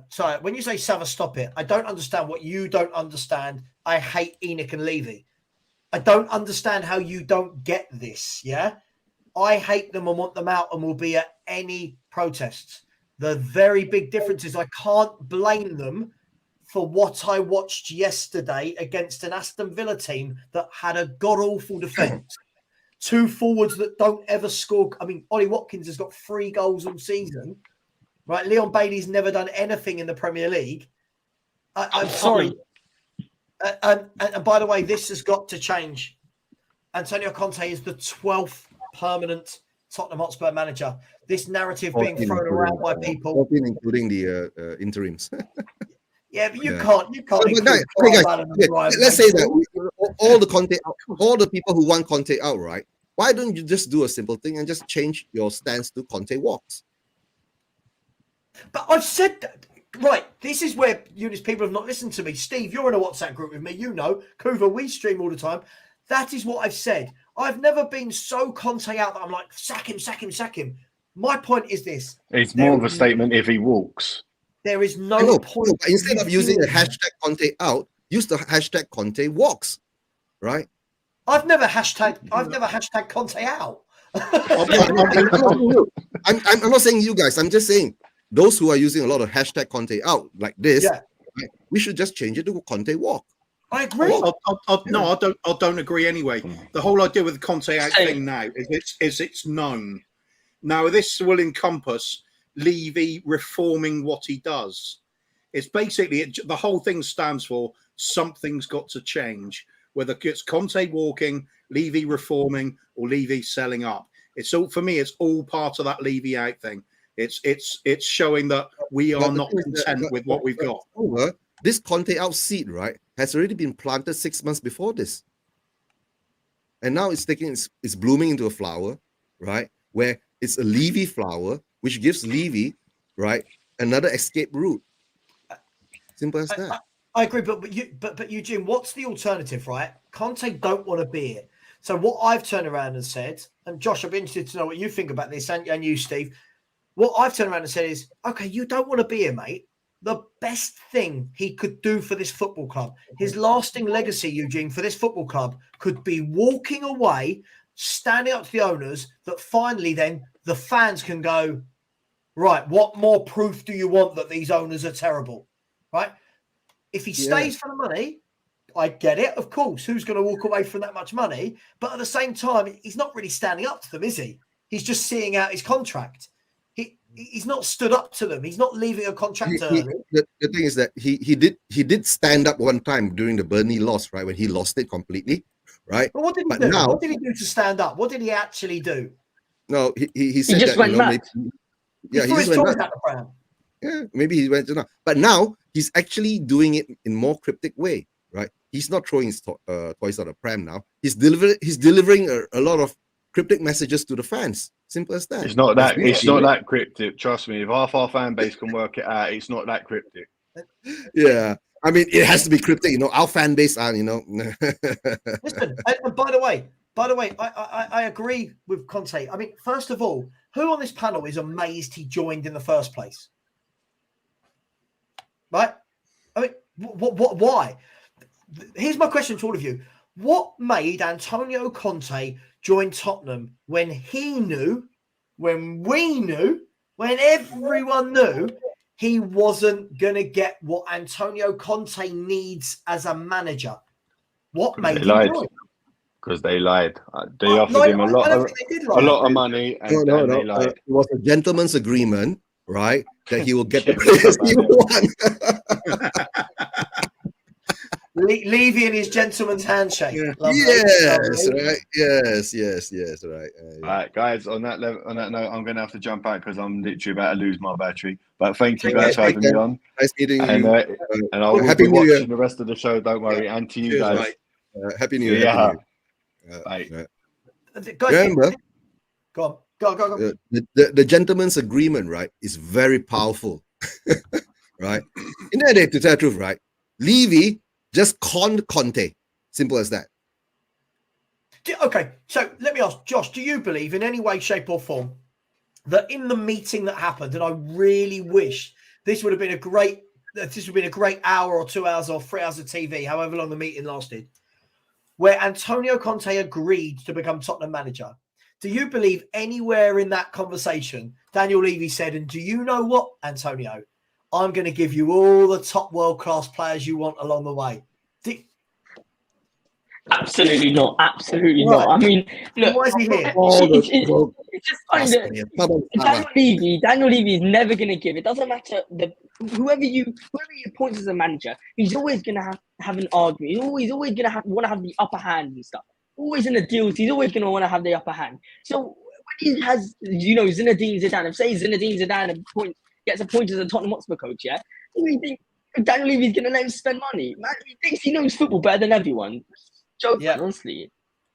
But this is the thing for me. I tongue in cheek, right? I know that wouldn't be the wording, but for me, I said earlier in this stream, Eugene, right? I said for me it was I can't remember the term I used. Kuva might remember.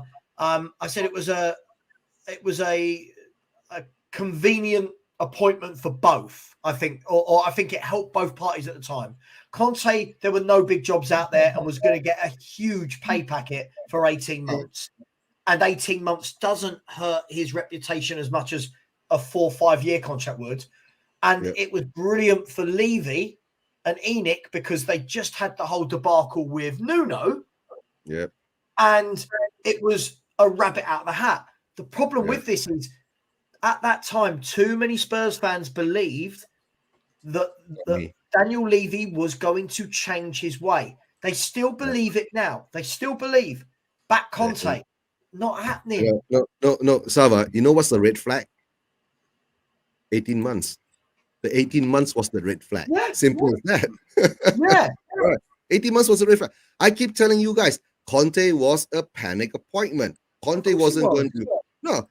And most probably when they had that meeting with Levy, right? That's why it was an 18 months contract. Simple as that. If Levy really put it down in pen and paper in his real contract that says that Antonio Conte, Daniel Levy, will buy you the players you need. You need, not the club need. You need anyone. Right. Yeah. You need anyone to bring us to the next level to win things. Do you think that's in his contract? I don't think. And people can tell me that you can sign a manager on a 5-year contract and say he needs time. I agree. Sign a manager on an 18-month contract. He hasn't got time. Exactly. Flag. Which is why this whole time, Eugene, listen, as I've said multiple times now, what I've said here, right, is forget me as a football fan, Richard Sava as a football fan, my opinion on Antonio Conte's style means nothing, right? That's a personal opinion, right? But I said the whole time, there is no point in being here because he's not going to be backed. And any manager that is a serial winner worth their salt won't put up with this. Yeah, true. Right. Potter didn't even want to join us. To tell the truth, right? What Conte was brought in for was just to get Levy top 4. Yeah. And he achieved the aim was achieved. Simple as that. Right? And when Conte achieved top 4, most probably Conte says that I've really got you what you want. Will you give me what I want? Right? Exactly. And our fan base during the summer transfer window, when we got in all those players early, were jizzing him themselves. And then what happened? And then now we find out who were the actual players that actually Conte wanted. Simple as that. Right? Potter hasn't been sacked, has he? No. Not a chance. No. Oh, sorry. Someone's put in the chat. This is the worst thing. You know when you're on stream, so I haven't got access to anything. But Potter hasn't been sacked. I mean, look, now Potter has been sacked. We're here. I mean, I'm on Twitter now. He's not. No. Okay, Josh. In your opinion, are Spurs in crisis right now? Spurs has been in crisis. I think they are. Yeah, we've been in crisis for God knows how long. For ever since I've been in Spurs, I've been in crisis.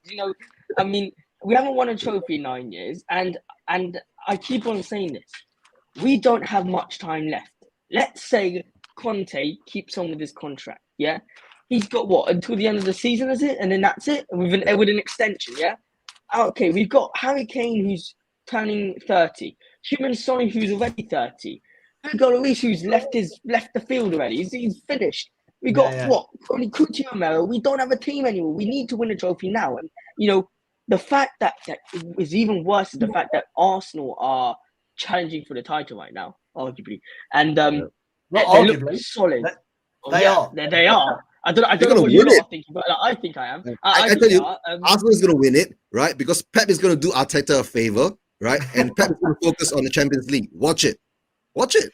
Pep's going to say, I've already got about 15 in the bank. You have one. You Yeah, have I one. don't need this one. I'll give it to you. Take it, Arteta, my good boy, right? My what called? My good, Honestly, my good it's Padawan. fantastic Tottenham. But the thing is with this, right? And Mm. Kuva, sorry, I want to bring you onto this.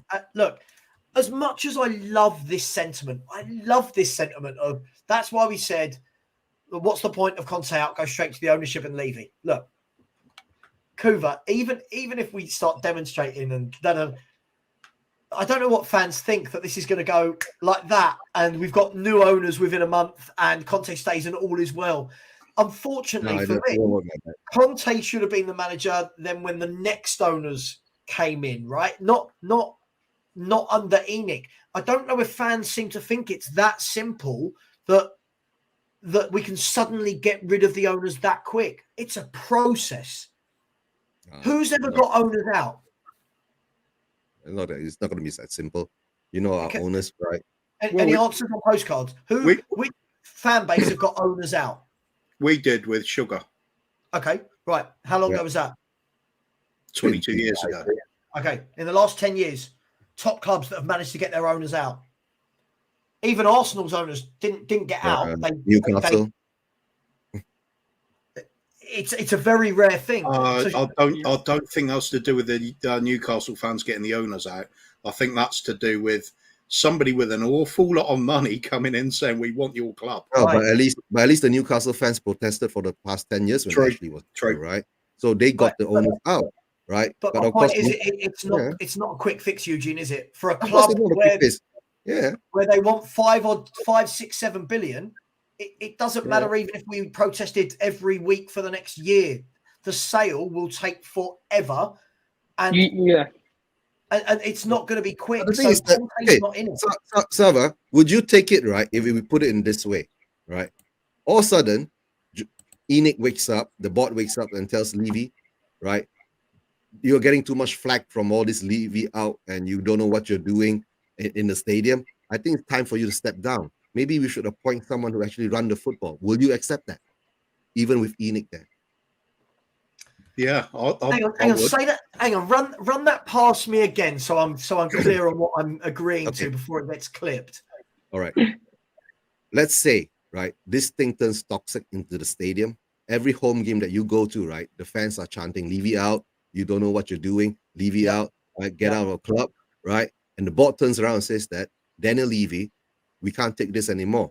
The bad press, negative, worldwide is hearing it, seeing it. I think it's time for you to step down. Will you take that? But what? Still with ENIC in charge, but Levy not? Yes. No. If it's going to be a clean, it's just as worse as each other. Yeah, Josh, it's the same as when people say, "Would you have the sale of the club, but still have Levy as the chairman?" No, it's got to be a completely clean. I think it could work. If you got Levy out and then the new person in has got the balls to just say, here's a football committee of ex-players that are going to decide all the transfer policies, the appointments of managers, the youth team setup. The new project. Yeah. So all the money that we do make gets filtered in through what they think we should be doing rather than what Daniel Levy thinks we should be doing on the football side of it. That could work. Look, Sam. Okay, I just want to butt in for a second. I just want to say something about it's a whole process with if we do want to get rid of Daniel Levy or ENIC. It's not just that. You've got to think about it. If we're right now going to go and say, Daniel Levy out, I want Daniel Levy to get out club for sure. But if we do say get out, then this means that the January transfer window, Levy's not going to put in. They're not going to put in for January. It's going to be at least 2 seasons and a half until they actually get sacked. That means 4 transfer windows of no signings. Most likely, players are going to go out, and then which means that Harry Kane is definitely going to go. Sonny's going to go. Antonio Conte is going to go. It's a whole massive thing if Daniel Levy does say, okay, I'm up for selling. Because once he does say, yes, I'm going to sell the club, then bang, he's not investing money. If right now he's barely investing money, you think when he's about to sell the club, he's going to invest money? He's not going to invest any money. So I think it's a massive problem, even if we do get rid of Daniel Levy. So I'll tell you what, I'm going to completely disregard David Clark's comment and actually act on it. So when he said, do me a favour, stop worrying what Arsenal are doing, I don't believe we were worrying about what Arsenal are doing, but we are going to worry about what Arsenal are doing now. Guys, how much of this is made worse? Because there are rivals, right? How much of this is made worse by what we are seeing from Arsenal this season, having finished above them to get into Europe's elite competition last year? Kuva, how much of it is made worse because of that? Sorry, because of which bit? Because of Arsenal, what's going on at Arsenal? Top of the league. Of course it's worse. I don't agree with any of this. Don't compare us to Arsenal. No way. How do you gauge how you're doing as a football team? You compare yourself to your rivals. They are the most comparable of the lot. Similar stadium size, similar fan base, similar revenue, similar ability to generate funds. It's all there. They're very similar clubs. If we can't compare us on similar location, if you can't compare ourselves to Arsenal, who then? Wigan, Man City. There's massive variances there. This is very, very important. We do compare ourselves to them, because we should be at least doing what they're doing, at least. And they could have said the same when they were trailing behind us for a few years, and we're getting up there in top four and they're not. And they should have been saying the same thing. It's the bare minimum that you match your local rivals with when you got the same the same ability to perform in the transfer market available. You got the same stature, basically. There's very little between the clubs. The only difference between us is that they will back a manager that's got a plan, and we won't. They're prepared to stick at a project and pump a few extra million quid in from the owner's pockets when it is going wrong, and we don't. Yeah. It's choice. Absolutely. It's entirely choice. To say we can't be compared with them is bullshit. We should be compared with them. Yeah, I mean, Josh. Oh, sorry, go on. Either one of you. I mean, no, to tell the truth, right? I want to be compared with them because, and to tell the truth, I want Arsenal to win the league this season, because then it will wake up our fan base to see what's happening with our managers. Simple as that, right? What do we do when Arteta was eighth, right, and fifth, right? And this season they've jumped us because they stuck with their manager. They've given him what he wants, the players he needs, right? Not what the club wants, what the club needs. Simple as that. So hopefully, to tell the truth, no matter how much I hate to say this, I'd rather see Arsenal win the league this season, to wake our fans up, right? To let them see that, right, our fan base, right, don't have ambition to push our owners. Simple as that. If our fan base has the ambition to push our owners, right, we will get somewhere. If we don't, we'll just sit down and just, whatever they give us, we'll just take it. Simple as that. Yeah, I agree. I mean, Josh, the thing I find funny, and so we're going to stop the show in 7 minutes. So I'm going to ask Josh this question, and I've got one more for everyone. Josh, the thing I find funny is the one thing we used to all laugh about and banter Arsenal about was AFTV, and they've been crap today. We're going to go and watch AFTV, popcorn, make ourselves feel better. But the more digging you do into it, AFTV were actually part of the movement that got the protests going, that forced change from within the club. So same owners, but now they're owners that received an offer to be bought by Daniel Ek at Spotify. Stopped. No, we're not selling them, but we're going to put money in. They put their money in. They've backed a manager. They've now got their rewards. Can we learn from that? Look, can we? Yes. I mean, will we? Can we learn from that? Can we? Of course we can. Will we? Probably not. We're classic Spurs fans. We don't do what any of these Arsenal say. By the way, I just want to say, I really don't want to see Arsenal win the league. But so I do think we do need to be compared to Arsenal, because who else are you going to compare us to? There's no one else. And you know what's even the sad thing? Once they do win the Premier League, well, again, then we're not going to be compared to them anymore. Then we're going to be compared to what? Who? Chelsea? Who else? Newcastle, Brighton. Brighton. I think it would be the Fulhams and the Brightons and those clubs. To be honest, West Ham.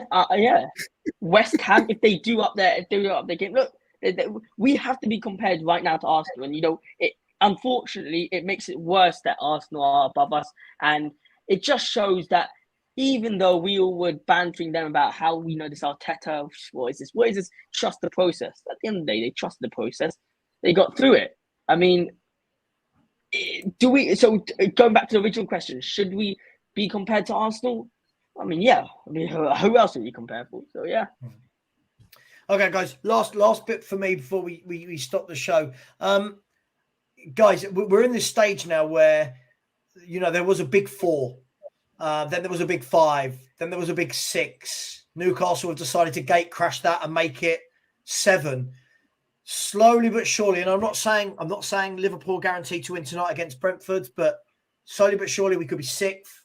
We've got a horrible run of games coming. We could be 7th, 8th. Is it a case of if we don't keep up into Europe this year, that this could see us out of Europe for many years to come with the resources and the money that the clubs above us will throw at it in the next few years? Whoever wants to take that first. In terms of getting Europe and being part of the elite table, forget it. We're done. We're cooked. Yeah. Right now we're barely alive in there. Yeah, I think this season we'll do well to get 7th. For me, it's the third truth, right? Yeah. We keep talking about you can't compare with other clubs, but yeah, you definitely do have to. You know what the embarrassing thing is now, and you see it from both our fans and a lot of Gooner fans as well, and some of them are in the chat now. What really embarrasses me is over the last, how long's it been since they had their invincible side and winning the league last? 2004, maybe. Yeah, so we're talking getting on for 20 years now. And in that time, and I'm not having a go at them, having a pop at them because we've got no right to. In that time, all we're doing is it seems like we're competing about who finishes above who. That's that's like the gauge of success for both clubs' season. That's bloody pathetic, isn't it? Both of these clubs should be contending for the title every season. That's what's so sad. It wasn't going to be any joy finishing above Arsenal when they finished 7th and we get 6th. Whoopee-doo. We haven't won anything. If Arsenal finish 2nd and we get 1st, my God, that's something to celebrate. That's something to rub in their faces. It's silverware. But apparently 4th is good enough. No, it isn't. And now they're not going to be celebrating finishing 4th this season. They're looking at the top. Quite rightly so. They should be. That's the goal. Too many years wasted for looking at mediocrity. I mean, Eugene, if we listen, I hate the top 4 as a kind of statement in football now, but if we miss it this year, can you see us getting back there anytime soon? To tell you the truth, right? It depends. Let's say if Conte gets sacked and the way it's going, most probably by end of this month we'll be like in 10th, right? If we don't win any of our games, right? We won't be even lower than Fulham and all that. Of course, it will be difficult for us to claw back up, right? But that'll all come down to the owners, right? What they're gonna do.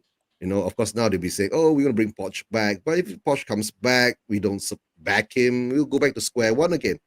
Maybe we as a fan base should be humbled a bit, right? And stay in the mid-table for a couple of years or 3 or 4 years, right? Then maybe we can fight our way back up again.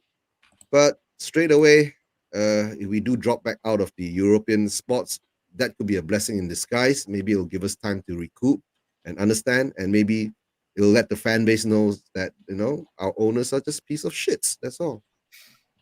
Agreed. Yep. Josh, close us out, mate, I suppose. Look, there's so many competitors now, and we failed to keep up with some of them. We've overtaken many of them over the years, but never won anything. Then they've gone away, rebuilt. They've gone back above us, won things. fans get really excited because we might be above Chelsea for a few weeks in the Premier League, and they think that's a changing in the guard. Where are we? Where is this club for the next 3 years under these owners? We're finished. I'd leave the owners out of this. We as a club, if we don't get any Champions League next season, we are finished for the next 5, 6, even 7 years. Because think about it. I'm looking specifically at Arsenal because they're the most easiest target. But they've got Saka, who's young. They've got Martinelli, who's young. Odegaard, who's young. Their whole team is young. And then add their transfers. Look at their transfers they made without being in Champions League. Think about it. What they could do with Champions League, it'd be insane. So if look at our transfers that we've got with Champions League. Think about it. If we don't have Champions League, it's like literally the complete opposite. And it just shows that if we don't get Champions League, say goodbye to Champions League football for the next 6, 7 years, because like I've said, and I'm not going to repeat this because our whole squad is getting old. Our bloody main defender, Eric Dyer, is probably the worst defender I've seen in England. I mean, our wing backs, our most important position in our flipping lineup, is just awful. We've got Emerson Royale who does a no-looker and passes the ball to the goal kick line. I mean, what is this? It's a disgrace to the football team if we don't make Champions League this season, because we have to. We've got no other decision. We've got no other option but to make Champions League football this season. Okay, I don't want to speak. So I just want a number from each of you before I close the show out. Where are we finishing in the league? Hakuva, go. 7th. 7th. 8th. Eugene? 8th. Josh? 6th. I think 7th or 8th as well. I think, just quickly, do you think I've got a £1,000 bet with Will Stewart for charity that Spurs will finish below Liverpool. He thinks Liverpool will finish below Spurs. Do you reckon that's absolutely. £1,000 to my charity? I can see Liverpool going on a 10 win streak. I can't see us doing it. We ain't doing that. You have a very high chance. Yeah, Bobby, big up, Bobby. I know. I was working during that time, Bobby. Sorry. we can't even string passes together, let alone wins. Yeah. No, we will string a lot of losses together. Don't worry. Yeah, I reckon he'll pay me in dollars though, won't he, instead of GBP. But listen, either way, whoever wins or loses that bet, it's all good because it's all for charity. So it's all good fun. Guys, thank you so much. I need to go. If I neglect my wife any more this weekend, I'm going to get in serious trouble. Look, you're past the weekend. Pardon? It's already past the weekend. Yeah, you know what I mean. Come on, it's a bank holiday. Right? Look, we go again Wednesday. We'll see how it goes. All I know is another defeat, and the conversations are going to really ramp up. Guys, much love. Everyone, and as always, comments. Thank you very much. Who wants to close it out? Conte walks. Levy out.